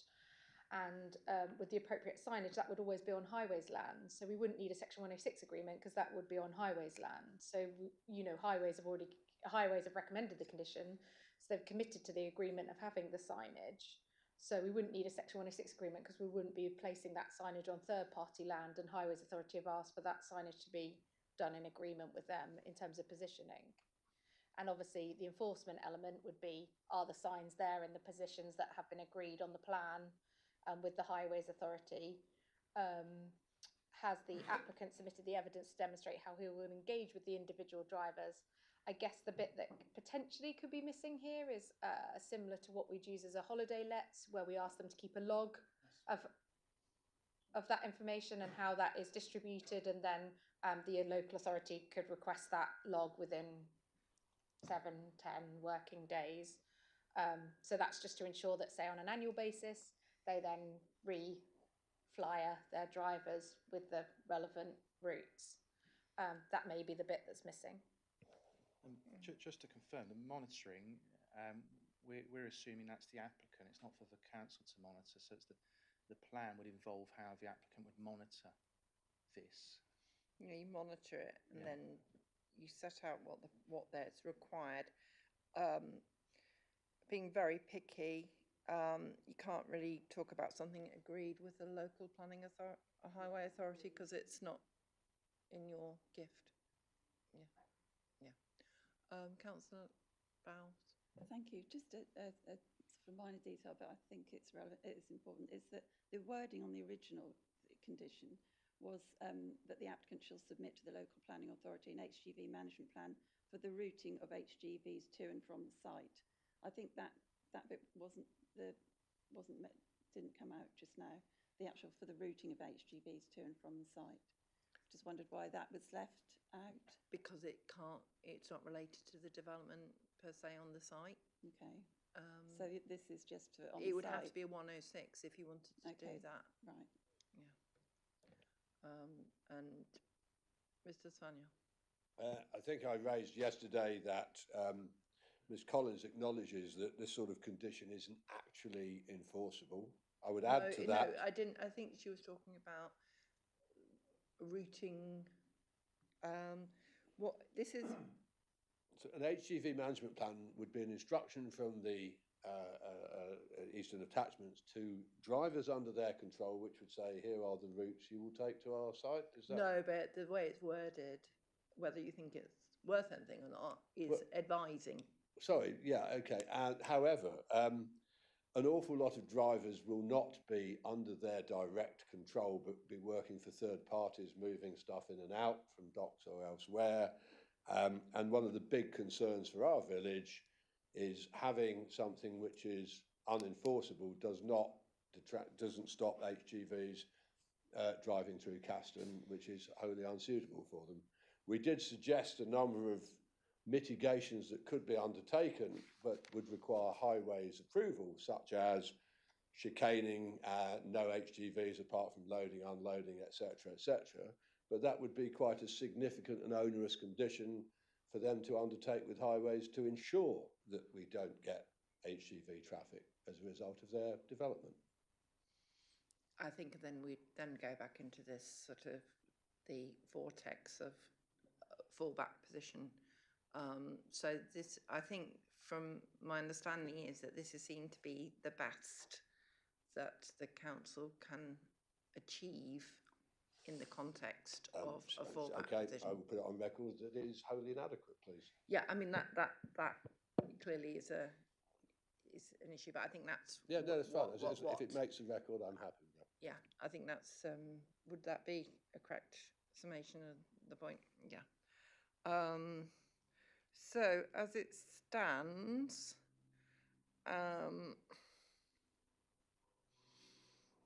getting back to basics, a condition, would the application be refused if that condition wasn't on it? No. So this is more an advisory than anything, isn't it? So a lot of these conditions we agreed with the applicant in the view that it was their desire to improve the local circumstance, but the council's position with all the highways conditions is that the Highways Authority were very clear that the highways movements from this site would be comparable to that of the existing site in full operation. And therefore, would we refuse planning permission without this condition? We wouldn't be able to do that, because the highways are recommending a condition where their fundamental position is that the highways movements wouldn't change. But yeah, your summarisation is this is the best that we can achieve. And as my name's being thrown around, you're absolutely correct that we don't think it's enforceable to enforce HGVs using a specific route. But we do think this condition is enforceable in that we have to ensure that the applicant produces a management plan and erects the signage. So there's physical evidence that we can enforce. We can't identify whose lorries are going where and follow them for a particular route to make sure a condition of a particular routing plan would be enforceable. In addition, we had significant conversations with the Highways Authority about doing highway management works in Caston, and they were categorical that none of those were necessary. Right, so were the appellant not to deal with all these, wasn't to do anything with these conditions, what would you do? Well, we did consider appropriate enforcement action in accordance with the council's adopted enforcement procedures. Okay. Just to add a minor comment, this does come back to our point about one of the benefits of this application, that it's going to be occupied by one owner, and they would be able to provide their suppliers with their management plan and details as well. It'd be a lot easier to manage that from our perspective than having multiple occupiers of the site. Okay. Thank Yeah, you. I think the applicant wants to just say one thing as well. Just please. bear with me, I'm taking a note.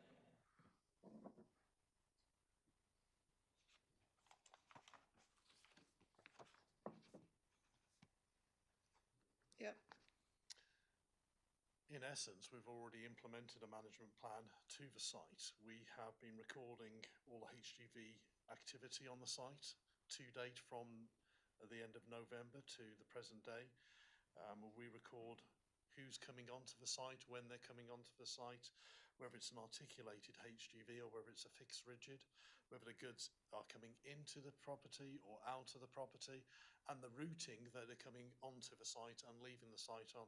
And just to put at ease the concerns from Caston, at the moment we're averaging 0.2 HGVs through Caston per day at the moment, of which 0.0% are articulated.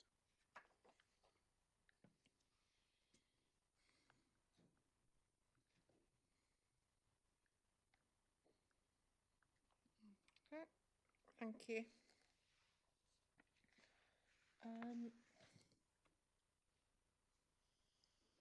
Right.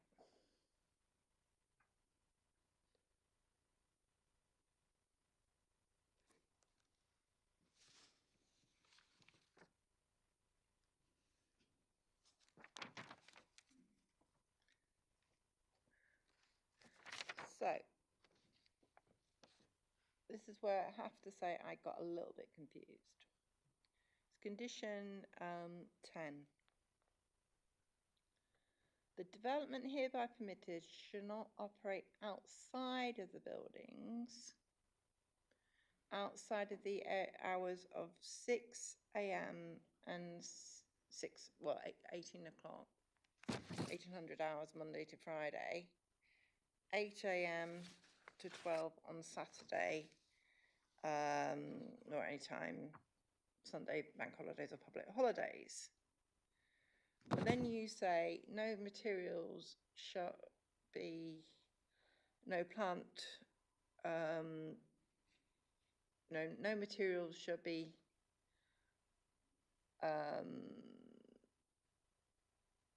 unloaded or loaded or unloaded, units run or engines idled outside the following times: 7:30 to 5 o'clock. So why, I don't understand what development will be operating between 6 a.m. and 7:30 a.m.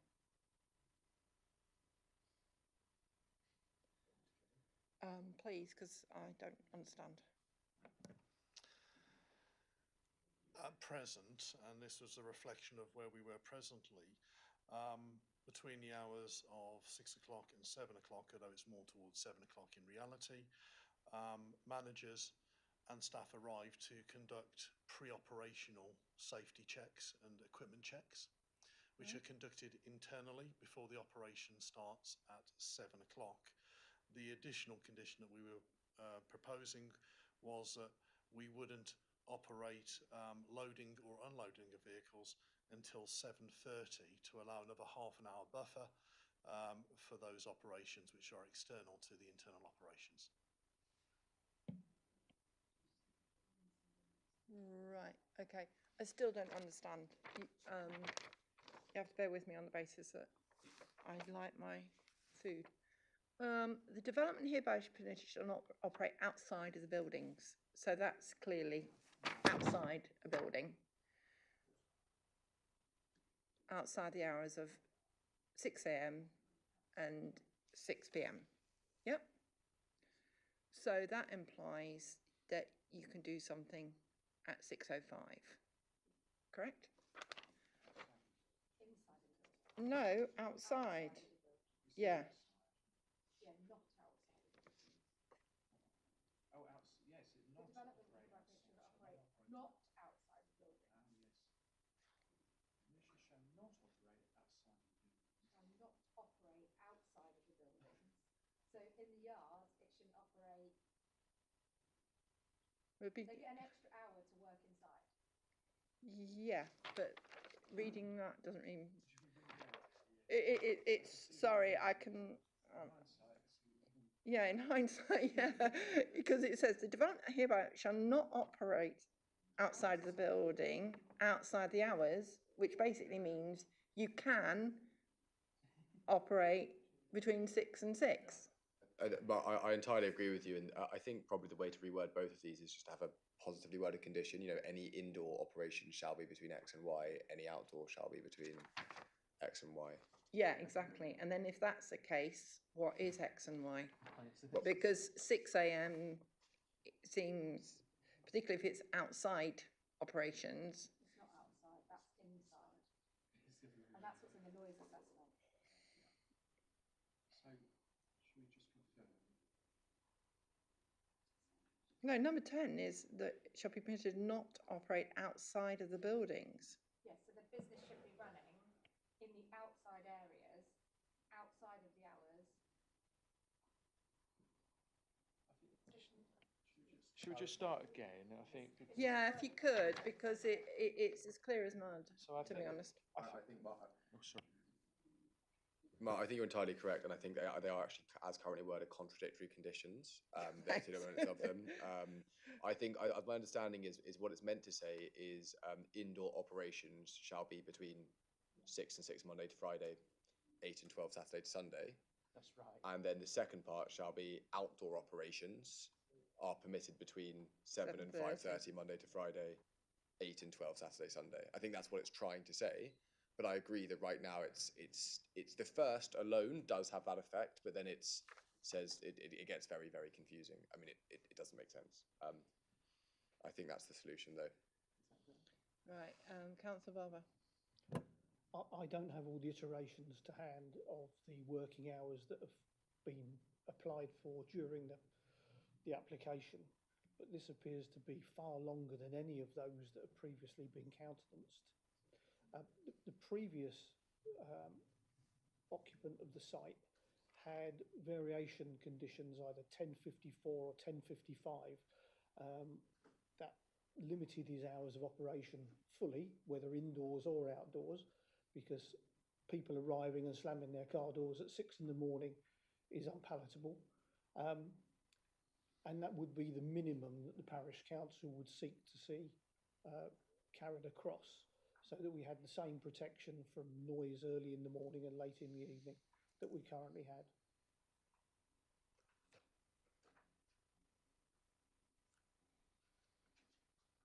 And the removal of those variations formed part of a separate planning application from the applicant. Yeah, but I'm just obviously just dealing with this. In terms of, so can we just set out what the operational hours of the actual building are, and what, first of all, what does the appellant consider to be appropriate? as stated, 6 in the morning until 6 in the evening, Monday to Friday.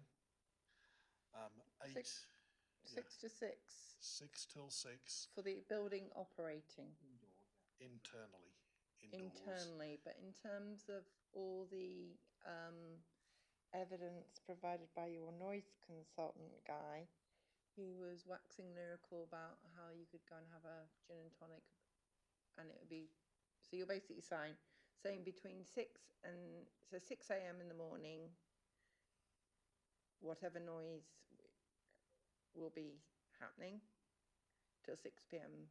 in the The afternoon. operational hours are usually 7 a.m. in the morning until 3:30 in the afternoon for the main operation of production.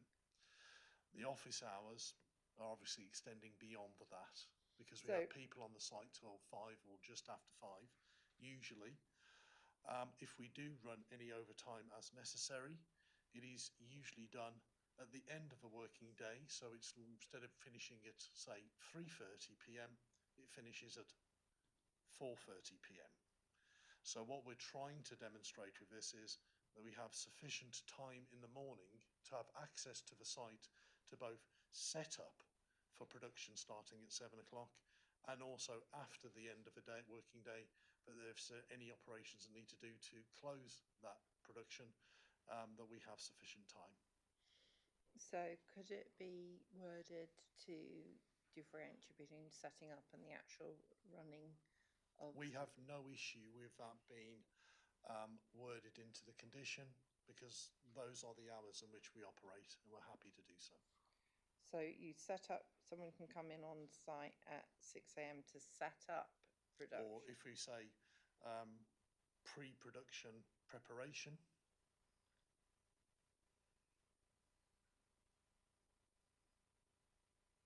And it was part of our discussions that we've had with Breckland for some time on this, and that goes in line with the reports that we've produced. And then operation?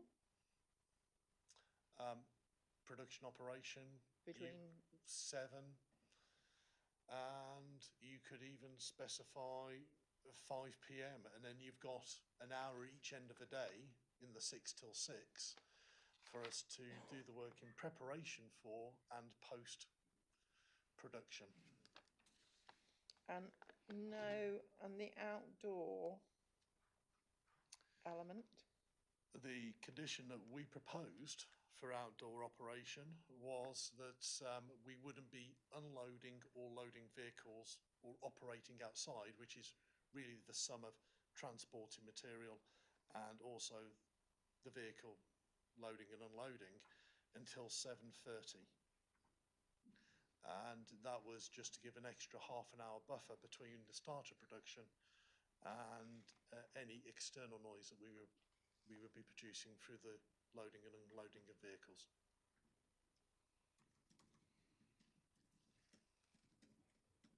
And then the scrap metal bin is 8:30 till.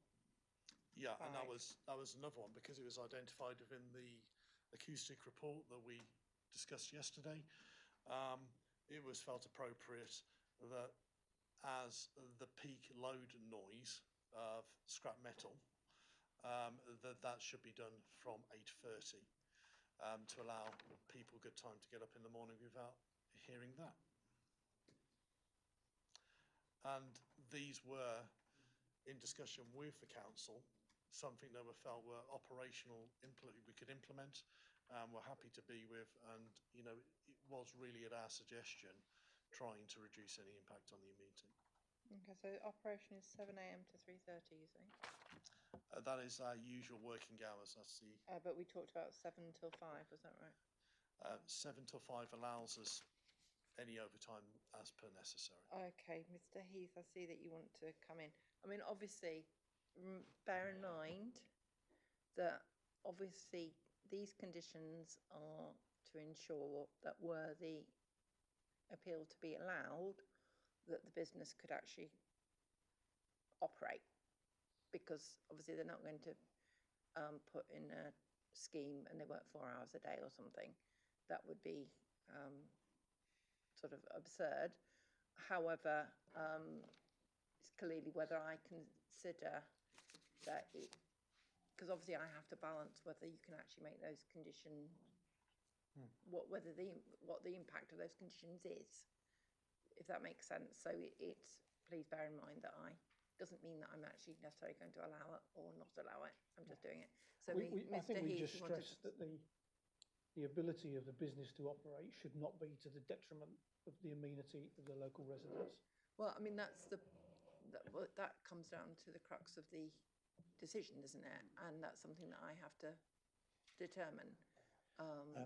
Just 2 points I wanted to make. One was around that. I mean, our experience at the moment is that there are occasions where vehicles start to stack on the highway on Church Road, and they are being allowed in at 7 at night to offload.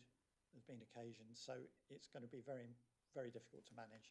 Yeah, so it's whether it's enforceable, of course, is a different. But my other thing is that I'd like to make a statement with regard to other highway conditions that have been proposed. Well, I'm going through them, aren't I? So yeah. But you've gone beyond where I would like to just pick up on. I'd like to pick up on the 5 cited conditions that the Highways Authority on the 14th of September 22 said, if you are minded to grant approval, please impose the following conditions. And they cited SHC 09, 17, yeah, I saw them. Yeah. 17, 21, 25 and 24B. Yeah. SHC 09 condition has been omitted. But to be fair, it's quite often that local authorities don't always put in what the Highways Authority have suggested. Okay. But that one for us is regarding access, and our view is wholly appropriate, necessary for the safe use of the highway. Okay. So a real issue with SHC 09 being omitted. And then SHC 17, we ask that condition be entered as written by the Highway Authority, where it starts prior to the first use of the development. The proposed rewritten condition appears to be tantamount to the council rewarding disobedience and non-compliance by the applicant. And we would also request that the detailed dimensions specified regarding the visibility displays were included in the written condition. But it's my understanding is that the Highways Authority said that those conditions weren't something that they would actually require further having reconsidered it. Is that correct? No, they've actually stated they want them imposed.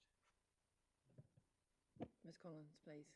Can you get some clarity? Yeah, so we had that conversation with them about you can't say that the highways impacts are the same and then require upgrades. Yeah, exactly. They were fully aware of that. Yeah, so that's the position, that it was the Highway Authority in an ideal world would have wanted that, but they felt given the current use of the site, not the current, but the use of the site, that they wouldn't be appropriate. Yeah. Right, I'm going to move on. Sorry, just two points, if I may.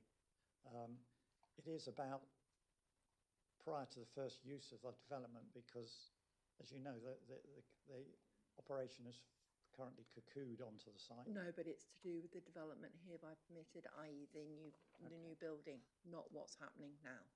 Okay. Okay. Thank you. Thank you.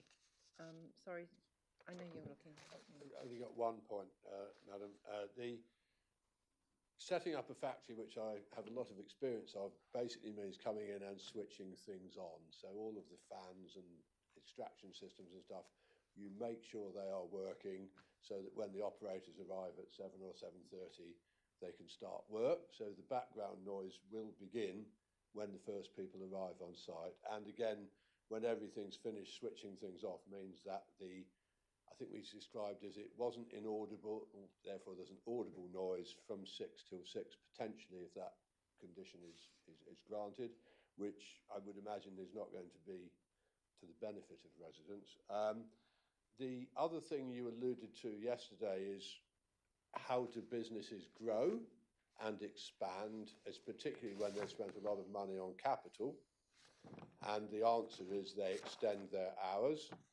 And yet ultimately, whilst I appreciate they have not ever yet run shifts, were they to be hugely successful, with capital being a restriction, ultimately there would be further requests to extend hours beyond the 6 till 6. And this is markedly different from the conditions on the previous occupants, who I believe were 8 till 5. Okay. Right, thank you.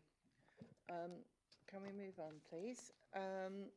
Sorry, you wanted to say something. Just to say, Mum, that I completely agree with Mr. Merritt that Condition 10 has, as it turns out, not been elegantly drafted. But from my angle, I would just ask you, please, to caution against drilling down with too much particularity as to activities. That's why it was drafted inside compared to outside the building. It's virtually impossible for an enforcement officer, when it comes to enforcement of such a condition, to know with certainty exactly what activities are taking place. And accordingly, whilst Condition 10 hasn't been elegantly drafted, at least what is inside and what is outside is perfectly clear. Trying to define activities is a bit of a risky thing to do in a condition, I suggest, in terms of enforceability. Well, thank you for your help. Thank you. Okay, can we move on to 12, please? Which relates to noise levels not being greater than those set out. I just want to just double check those against the committee report and the well, I'll just ask you, Ms. Collins, are these consistent with the Environment and Health Officer's request? They are as per the recommendation in the Environmental Health Officer's response. Yeah.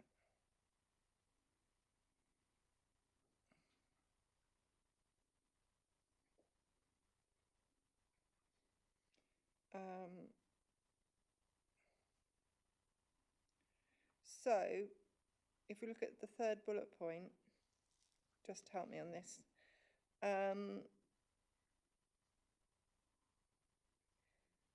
The rating level at R5 shall not exceed 5 dB above the background level. When?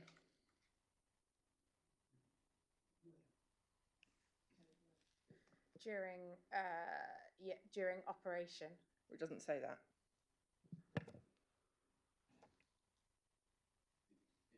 It doesn't say it, Mum, because Condition 12 is talking about the development hereby permitted, and of course that's permitted by reference to the permission as a whole, including the hours of operation. As far as I understand that you might want greater specificity, but in terms of construing Condition 12 as part of the permission as a whole, what we're talking about is a condition, well, that the development permitted within working hours, and it's within those hours that the noise constraints apply. But then just for consistency, you've got you've got bullet point 1, 2, and 4 have times. Bullet point 3 doesn't.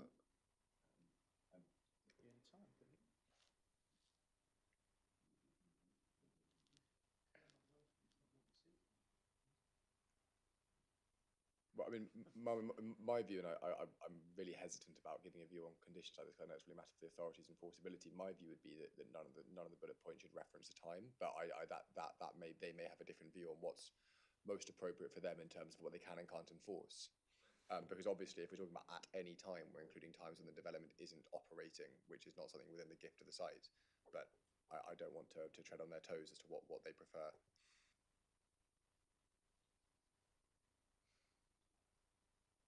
Ms. Collins, you sound a little confused. Mum, I think as drafted, it's absolutely fine. It's clear. It says the development hereby permitted shall not generate when it is not working, it isn't going to be generating noise from the development hereby permitted. Yeah, but then why have you got the first bit that says at any time, the second bit that says Monday to Friday, and the fourth one that talks about the hours of 11 and 7 a.m. It seems you need to be consistent. And to be fair, the operation hour, I think, given that noise is so fundamental to the impact of this development, I don't think it's unreasonable that there is some ability to control it. I mean, it just seems, and I don't know why you're getting agitated over it, to be honest. Other bits have got a time limit on it, and this one doesn't. What's the issue? I think I can answer that. I think the third bullet point just means at any time. So the rating level at vet receptor 5 shall not exceed 5 dB above the background level at any time. But why does receiver 5 get the joy of 5 decibels above and everyone else doesn't? The reason for that, Mum, is simply that when you look at the noise reports, receiver 5 had slightly higher rates than other ones, and that was considered as unacceptable by the noise consultant and environmental health. Sorry, I didn't catch what you said there. So the number in the noise assessment, yeah, receiver 5 does have slightly higher rates. I don't want to use the wrong terms here than 1, 2, 3, and 4. Now, my understanding is that both the view of the noise expert and environmental health is that that's acceptable. That 5 decibels is acceptable, but unlike receivers 1, 2, 3, and 4, there will be a slightly higher, albeit acceptable impact of receiver 5, and that has to be accommodated in this condition. Now, obviously, we say everyone here wants to have the lowest noise as possible, but to have any lower than that at receiver 5 wouldn't reflect the finding of the noise assessment as to what the likely impact are at the various receptors. And that's something which has been before everyone, as I understand it, in this decision-making process. Yeah, but still, sorry, it may be that I need to break for lunch, but why does it talk about level R2 shall not exceed 3 dB above the background level on Saturdays or 5 dB Monday to Friday, but R5 doesn't result? It just looks as if you missed something off. That's all I'm thinking. I'm slightly, it's a shame we don't have the noise expert here, and I can, maybe if we go for lunch I can find the specific references. I've got the noise. I mean, it might, yeah. I mean, to be honest, as you can tell, I'm getting a little bit tetchy, so perhaps I need some of course. food, and at which point you might be able to sort of set out why this particular R5 gets 5 decibels all the time. Yes. I mean, I can, and I won't try and go through it now and waste your time. But I do know that this is a reflection of the findings of the noise assessment. But let me, at over lunch, come to that more specifically. Councillor Barber, quickly. The key thing that's missing from this is not the level, but where the monitoring points are. So if the levels are taken at the front gate, they will be low. There are various receptors, though. They've identified various receptors on a plan. Yeah. Okay, so that's fine. But it doesn't say, is it an average across all of them? Is it whatever the highest reading is? It all seems a bit vague to me. Sorry, Mr. Heath, quickly.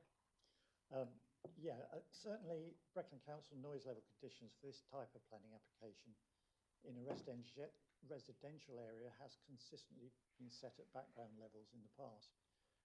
This is very discriminatory. It's just unreasonable. Plus, as you say, sort of R1 gets 3 decibels Monday to Saturday.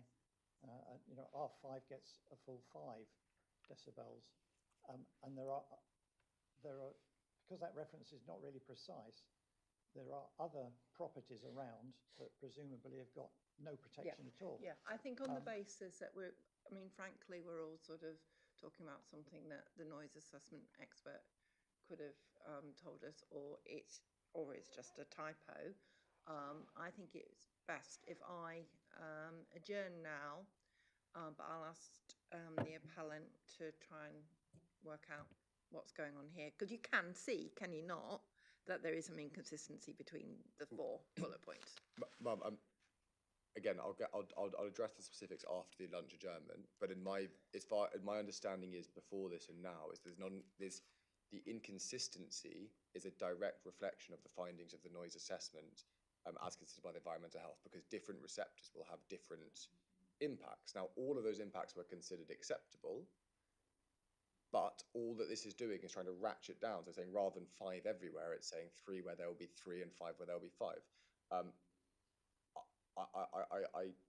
I can go through it now, but I mean, I'll take your lead. But I mean, in terms of what we're talking about, obviously these noise levels have to be related to your client's activities, otherwise it can't be part of the condition. Yeah. Okay. Right. So I'm going to break now, and then I would like to resume at 20 to 2. Okay. Thank you. And yeah. Have you sorted out that issue regarding the highways? On my desk. Oh, right, thank you. Thank you.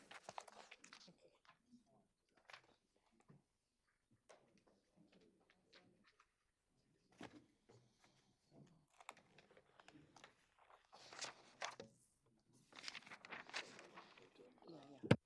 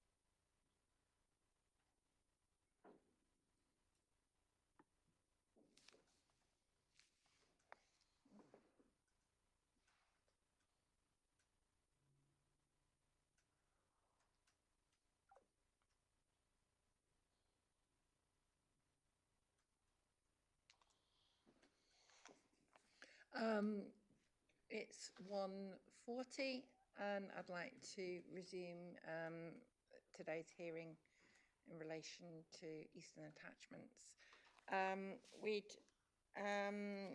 We were involved in discussing criterion condition 12, and we're looking for the bullet point 3 as to why there wasn't any time.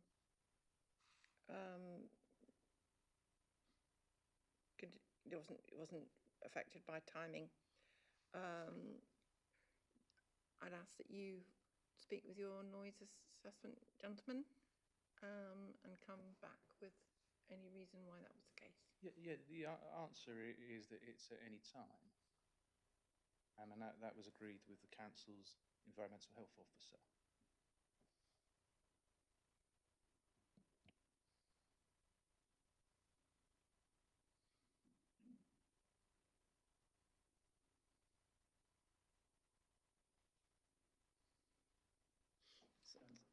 The other reason as well is that we've tried to impose, although 5 dB is acceptable across the board, we've tried to impose noise levels as low as possible, in line with the conclusions of the noise report.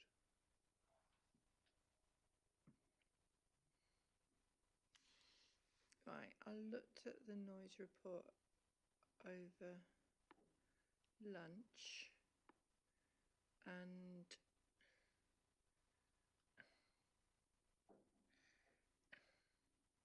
as I say, I must be being very thick or something, but at all times, you use the phrase all times.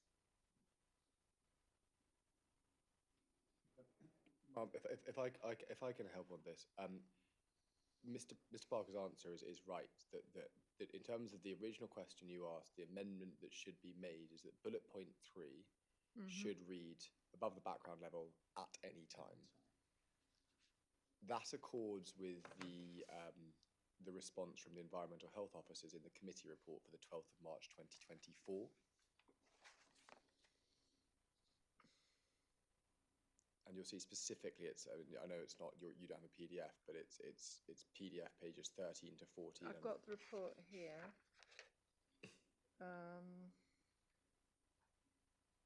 It says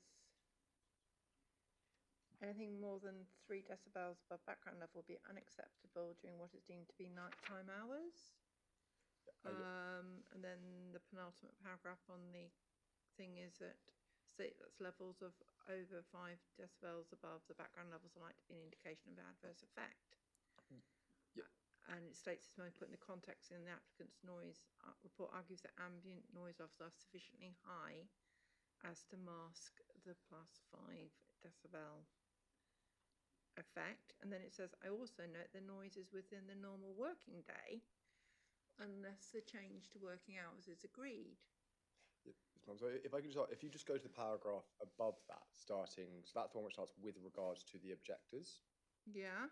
And if you look about 3/4 of the way down,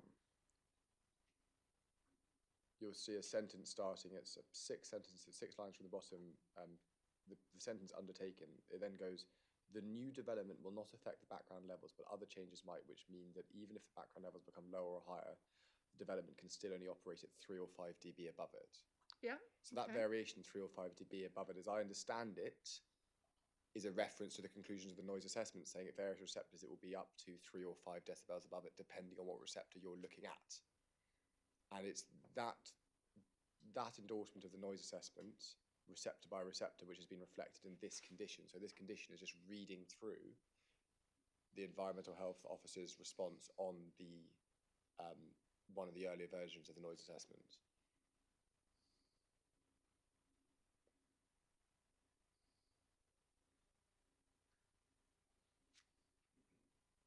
But if that's the case, why don't you just have 5 decibel for the whole shenanigan? Right, and yeah, to answer that question, Bob, we could absolutely have at all receptors 5 decibels at the top. If you'd rather to impose that, we can. No, don't. But I just still can't understand why the Environment Health Officer is talking about normal working hours.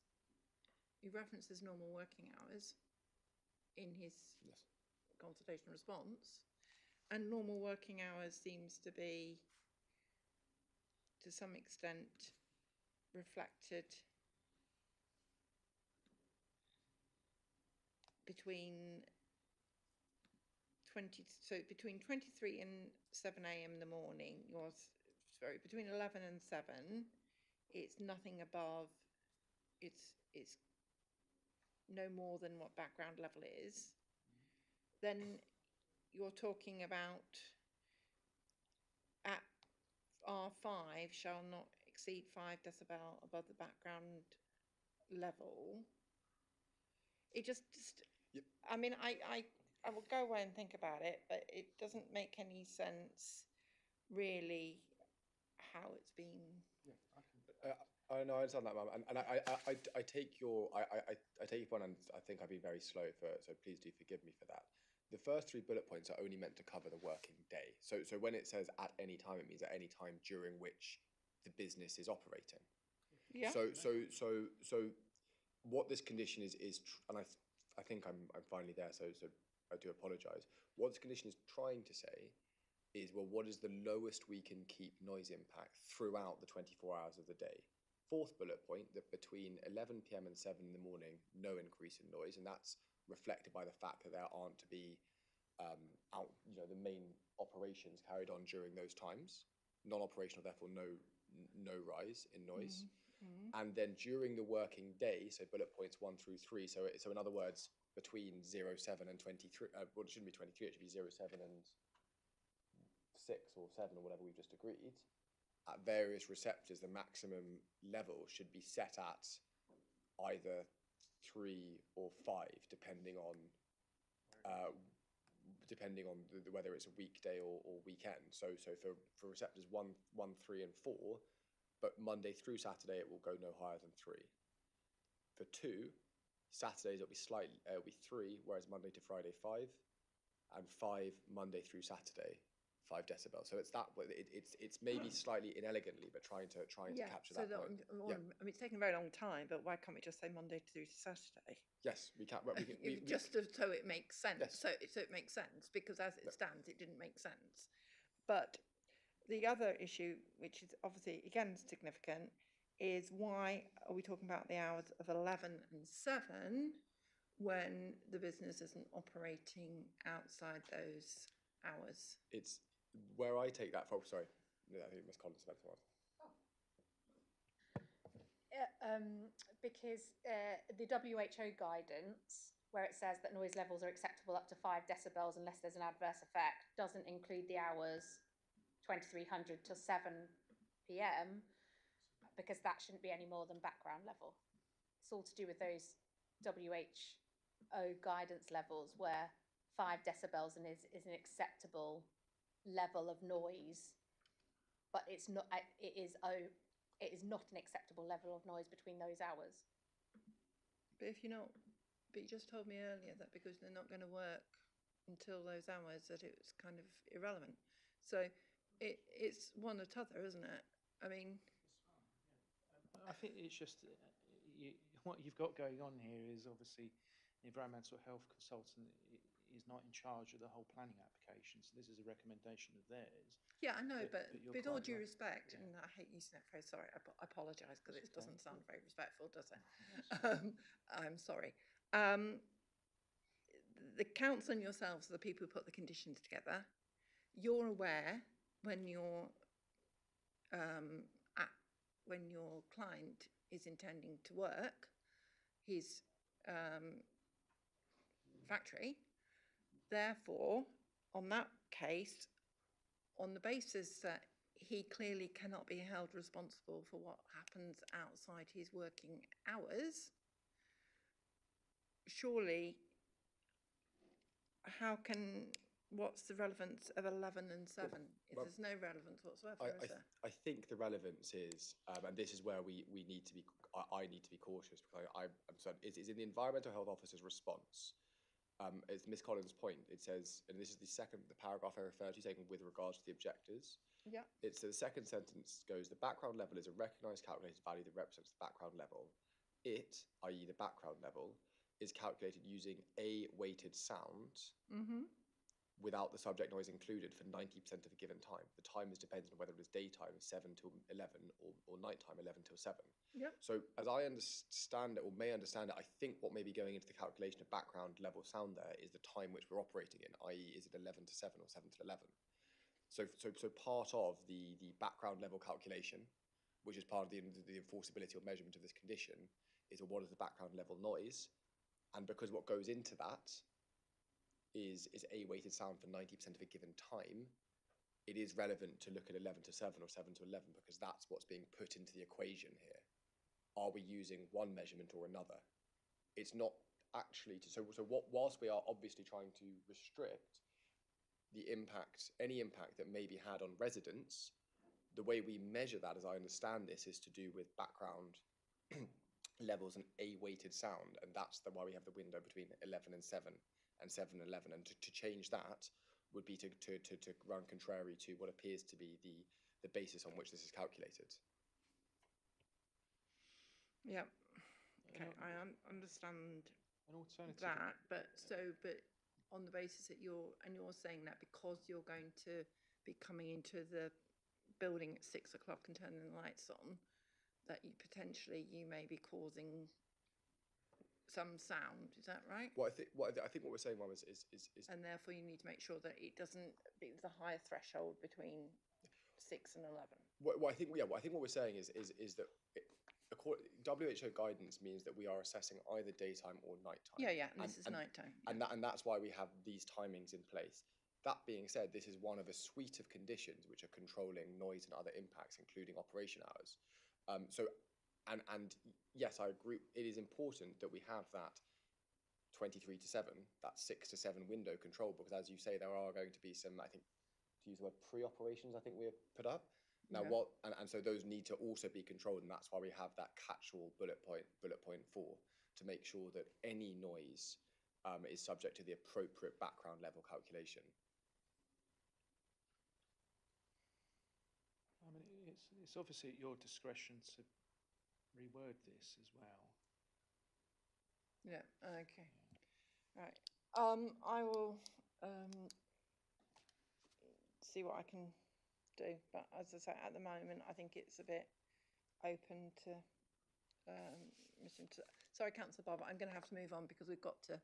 There's a clear problem between 6 and 7 because 7 o'clock is covered by the WHO's quiet hours, and the applicant will be turning on their ventilation systems, etc. But they've got something here that allegedly will. But none of that seems to make any sense.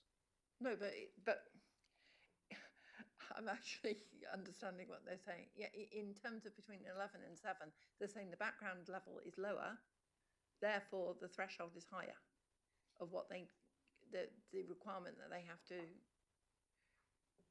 work against is actually lower in terms of what they're dealing with. I mean, whether there should be any hours on it is a moot point, but I can think on that. Okay. Right. Sorry. Let's move on.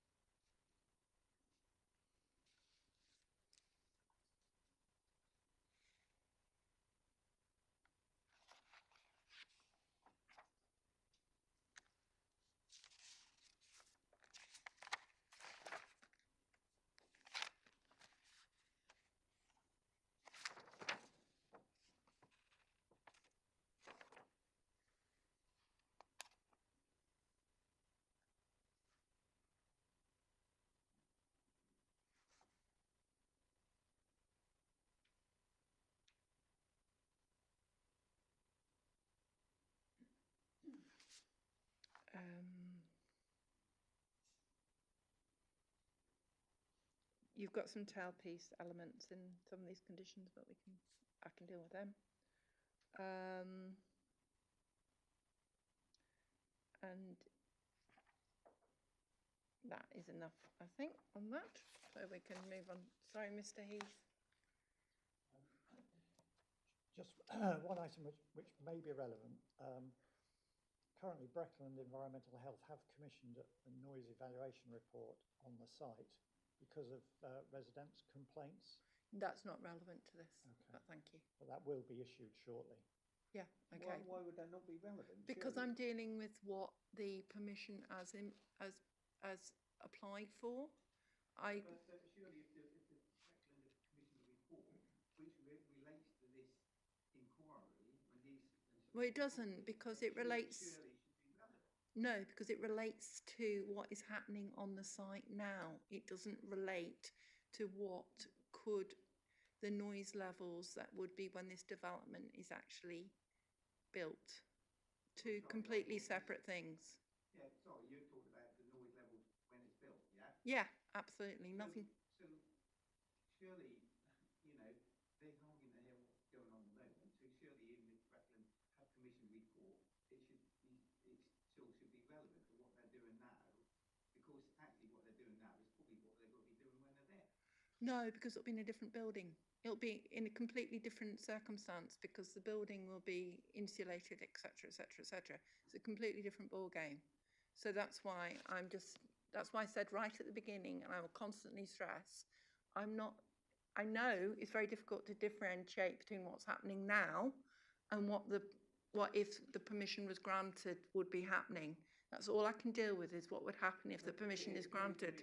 You can only, certain things you can answer now, certain things you can answer the fiction, certain things you can't. Your noise, the guy doing the noise and acoustics report could only answer what his projections were for going forward when it's completed, and it would be insignificant. We asked the question that at the moment you can notice the paint film's 80 metres away. When there's 3, 4, 5 times, 10 times as much, they will presumably be 800 metres away. Nobody's answered that question. The guy... Sorry, I'm sorry, I can't. No, I'm sorry, sir. I'm not going to carry on about this because I'm talking about the decision would be relating to a planning application, planning permission, which is yet not to be built. All these conditions relate to what would happen when it was built and how to enforce that. What is going on now may be an enforcement issue. I don't know. It's not for me to know. And that is why I just can't get involved in what's happening now. So I'm going to move on to the costs. Okay, so there's been a cost application put forward by the appellant, which I received, which relates to the fact that the council did not provide an appropriate venue on the 11th of February, and therefore the hearing had to be adjourned. If the council, as far as I know, albeit my emails might be a bit behind the curve, have you put in a written response to that costs? Did you want to put in any Enoch? Ma'am, we received the application in good time. I do not intend to put anything in writing. I am able to spend 2 minutes making my representations to you. Okay, now. thank you. And I will, if you can do it quite slowly, because I'll have to write it Of course. Verbatim.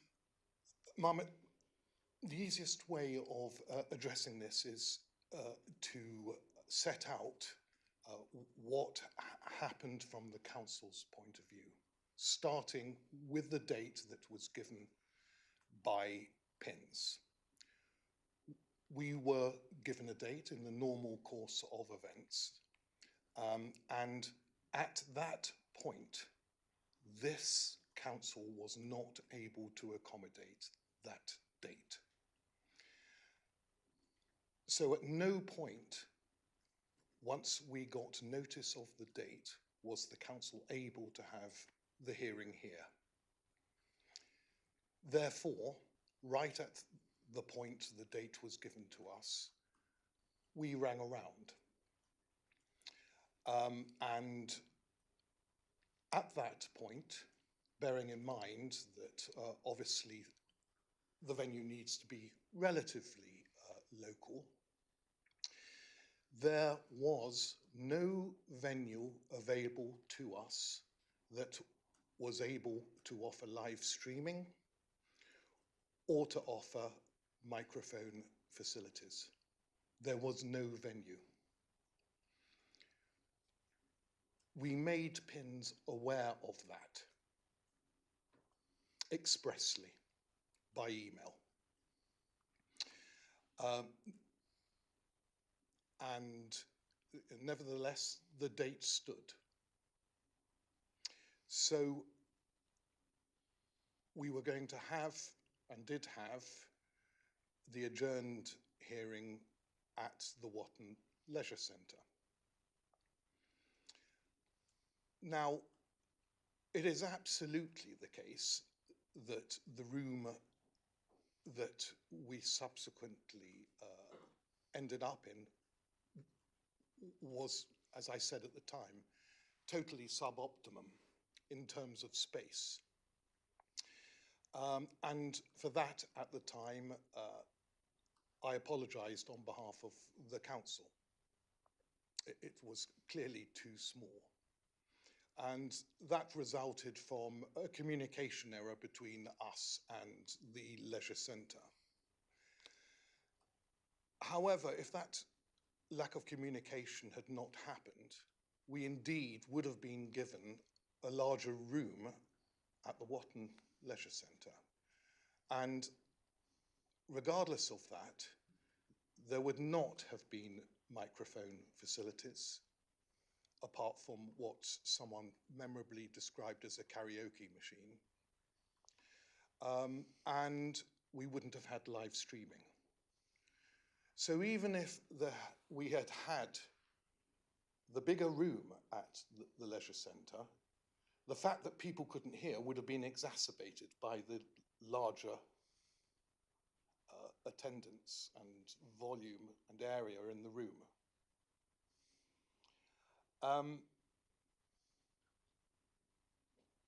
Nothing would actually have been facilitated by getting that larger room, save for the fact that people could have physically sat in it. Hearing would have been more difficult. Nevertheless, there was a communication error, and I apologised at the time, and I apologise again now. But all of this stems from the fact that we had a date that, as is ordinarily the case, was given to us by PINS. And we made it clear right at the outset that we couldn't find a venue with either live streaming or any microphones. So what happened at the adjourned hearing is undoubtedly embarrassing. We regret that it happened. But in terms of whether we acted unreasonably, I submit to you that it wasn't unreasonable. It was merely very regrettable. And we certainly apologise for the fact that people have been put to extra time and trouble. Mum, that's all I wish to say on the matter, unless you have any questions.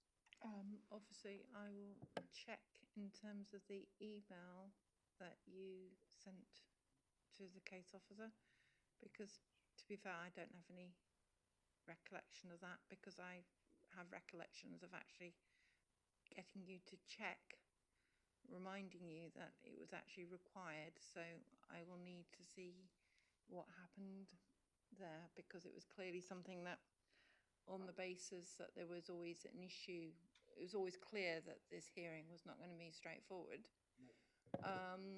given the sense of, obviously there's lots of local interest it was something that I was very aware of and wanting to ensure Yes, ma'am. didn't take place. So We're very happy to. if you could have, I'd appreciate it if you could forward on the original email that you sent to Pins. Yes, ma'am. Because I do not recollect Yes, absolutely. receiving any such. To make it clear, ma'am, email. that email interaction wasn't with me personally, but nevertheless, it took place and we shall forward it to you. Okay, thank you. Did you want to come back on any of that? I think only, I think there are 3/4 very brief points, ma'am, and you've covered the first one, which is this email exchange. I think all I could ask is that when you're looking for that, can it just please be checked if we were included in that correspondence? Because I think that's a matter, we would have wanted to make representations on. Do you have any recollection? We don't have any recollection of it, but I'm conscious of how many obviously emails. you can't recollect every email that's been sent to you, can you, clearly? We haven't in the last, we haven't been able to find the email. That's not to say it doesn't exist. But of course, if that email was sent, which it very possibly was, in my submission is also relevant whether it was sent to us, because, for example, in that hypothetical, we may have supported an agreement to adjourn to avoid what happened. You've already seen the application and the list appended to it in terms of other venues, and I just asked you to bear that in mind in terms of not being able to find one. And then, so these venues that you found, were you aware that they actually were available on the 11th of February? well, this has been an ex post facto event, ma'am, and that we've looked for the venues in the last few days just to see what other options might have been found. So no, we have no knowledge whatsoever what was available on the 11th of February, but rather venues that could have been looked at. And then the final point is that Mr. Horns very fairly said it was a communication error that led to it. And in my submission, it's whether or not that was an error and whether it's even a no-fault error, which it sounds like it very much was, that was directly relevant to the unfortunate adjournment from that day.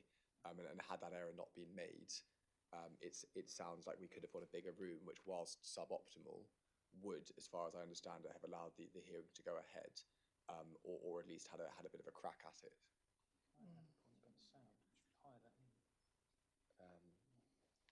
Well, and Mr. Parker's also making the point that sound can be hired in, which is a fair and true point. I think we would have had the opportunity to go ahead had we had a larger room, which wasn't afforded to us with the Tom Pettit annex. Okay. Thank you. And I don't think you've got anything to come back on, have you? I'm instructed that actually not only did we email, but Mr. Parker was actually copied in, but you'll see that. Well, you're going to get it. I mean, we don't. I mean, I'm not going to write my cost decision now, am I? So I'm happy. Although normally you would say I don't want to receive anything after the hearing's closed. I'm happy to receive these emails. Yeah. Okay. So,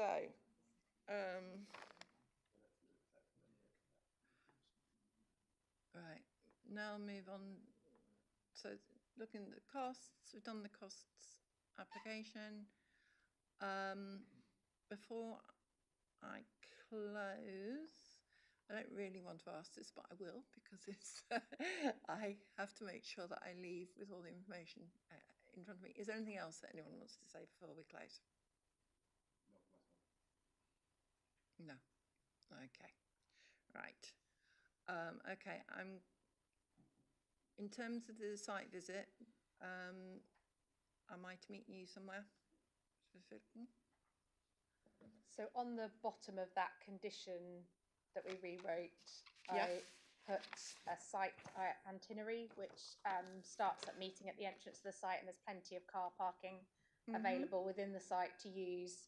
And then I propose we meet at the entrance, and then I put a list of 7 points of places to visit walking round. There was a further request to visit April Cottage on Thompson Road. Now, between us and the appellants, we think that's quite far out and wouldn't have any benefit, but obviously it's completely up to your discretion whether you want to go there as well. We're visiting for your reference, we're visiting the rear garden of 5 Bramley Lane and 4 the Paddocks, which are 2 properties immediately adjacent to the application site. April Cottage is some way down Church Lane and then across Thompson Road. So is that I was by the church? So, so it's going out of the village, away from the church, down Church Road and along the main route, Thompson Road. Okay. I'm not sure what the I'll benefit of that is, but obviously I'll come to conclusion before I meet you. Does any third party wish to participate in the site visit? The only additional one was at the Hollies, which is also adjacent at the entrance. That's on the list. That's on the list. Yeah. Fine. So did anyone want to attend? This was my question. Yes, please. Yes, please. Who? Sorry, both of you. Yep. Yeah. Right. Obviously, because it's going on private land, I have to ask the appellants whether they would be happy for the 2 gentlemen to attend the site visit.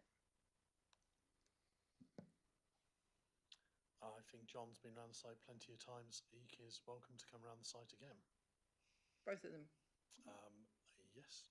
Yeah, okay. And obviously, if we're going on other people's private land, aka the Hollies, 5 Bramley Land and the Paddocks, we'll have to ask their permission if others... If I may say on that, 5 Bramley Lane is my property, so you have access. The lady, Sarah, who owns the Hollies, has also given me permission to, she's very happy for us to go into her back garden because she's right adjacent to the flue stacks. And Michael Wood on the other side, which is the Paddocks, Michael Wood has given us permission, he'll be there. Right, okay, well, so I mean, you got freedom. I might ask the council just to confirm that, yeah, on the basis that Mr. Heath, yeah, so important as you are, I think it perhaps is the council's role to, well, that one obviously for your house, you know, perfectly legitimate, yeah, okay.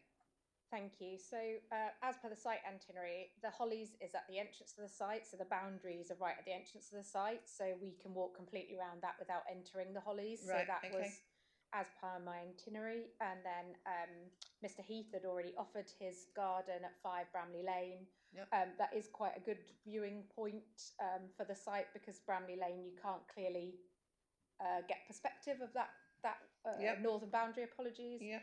And then for the Paddocks, Mr. I've written his name Wood. down, Wood. He was the gentleman that put his hand up yesterday and he said if anyone is interested. Yep. So he was completely comfortable and he said someone would be in. So okay, that's perfect. that was the itinerary that I put together, but obviously please feel free to change it. Which sounds makes sense. If I can go around the application site and see the buildings and then go externally, that would be fine. Are there any health and safety issues on the basis that there are obviously big HGVs which are going to be... Those operating on a site are made aware that we will be visiting, okay. But it is best if the party stays close by me. If they stay close by myself, who will be showing you around the property. Have you got any high-vis jackets for us to wear? It won't be necessary. I've got some if you want one. Well, I'm just thinking I don't want to have people on my watch sort of run down or whatever, so... I mean, just to let you know, it's not how you're anticipating. It's quite a well-organised site. Oh, you can be as well organised as you want. You still don't want to get run down, do you? Okay. So, all right. On that basis, you'll be happy to know that I'm going to close, but it takes about 20 minutes, doesn't it, together? Right, half an hour. Half an hour. So shall we say we'll be there at 3:10, just to give people... have you got a problem with childcare or something? Yeah, I'm going to have to go, unfortunately, my colleague, but if you're going to allow to 3:10, that's okay. He needs at least 45 minutes to get to site because he's not in this building. Well, then I'll make it a clean hour then. That would help. Yes, I think 3:15. Yeah, so my colleague is going to stand in for the council at the site visit because I've got to go, I'm sorry. No, it's fine. I mean, That's I very much appreciate the time that everyone's spent on this, and I'm closing it. But I'll see you all at 15:15. Those of you who are attending, which I assume will be you won't be you, Mr. Barrett, will you? You'll be gone. Yeah. Okay. Right. Until next time. Yeah. Okay. Right. Well, thank you very much, everybody. Thank you.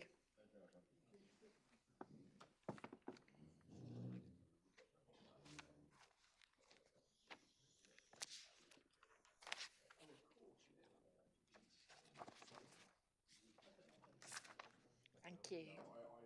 Oh yeah, we just don't. I was at the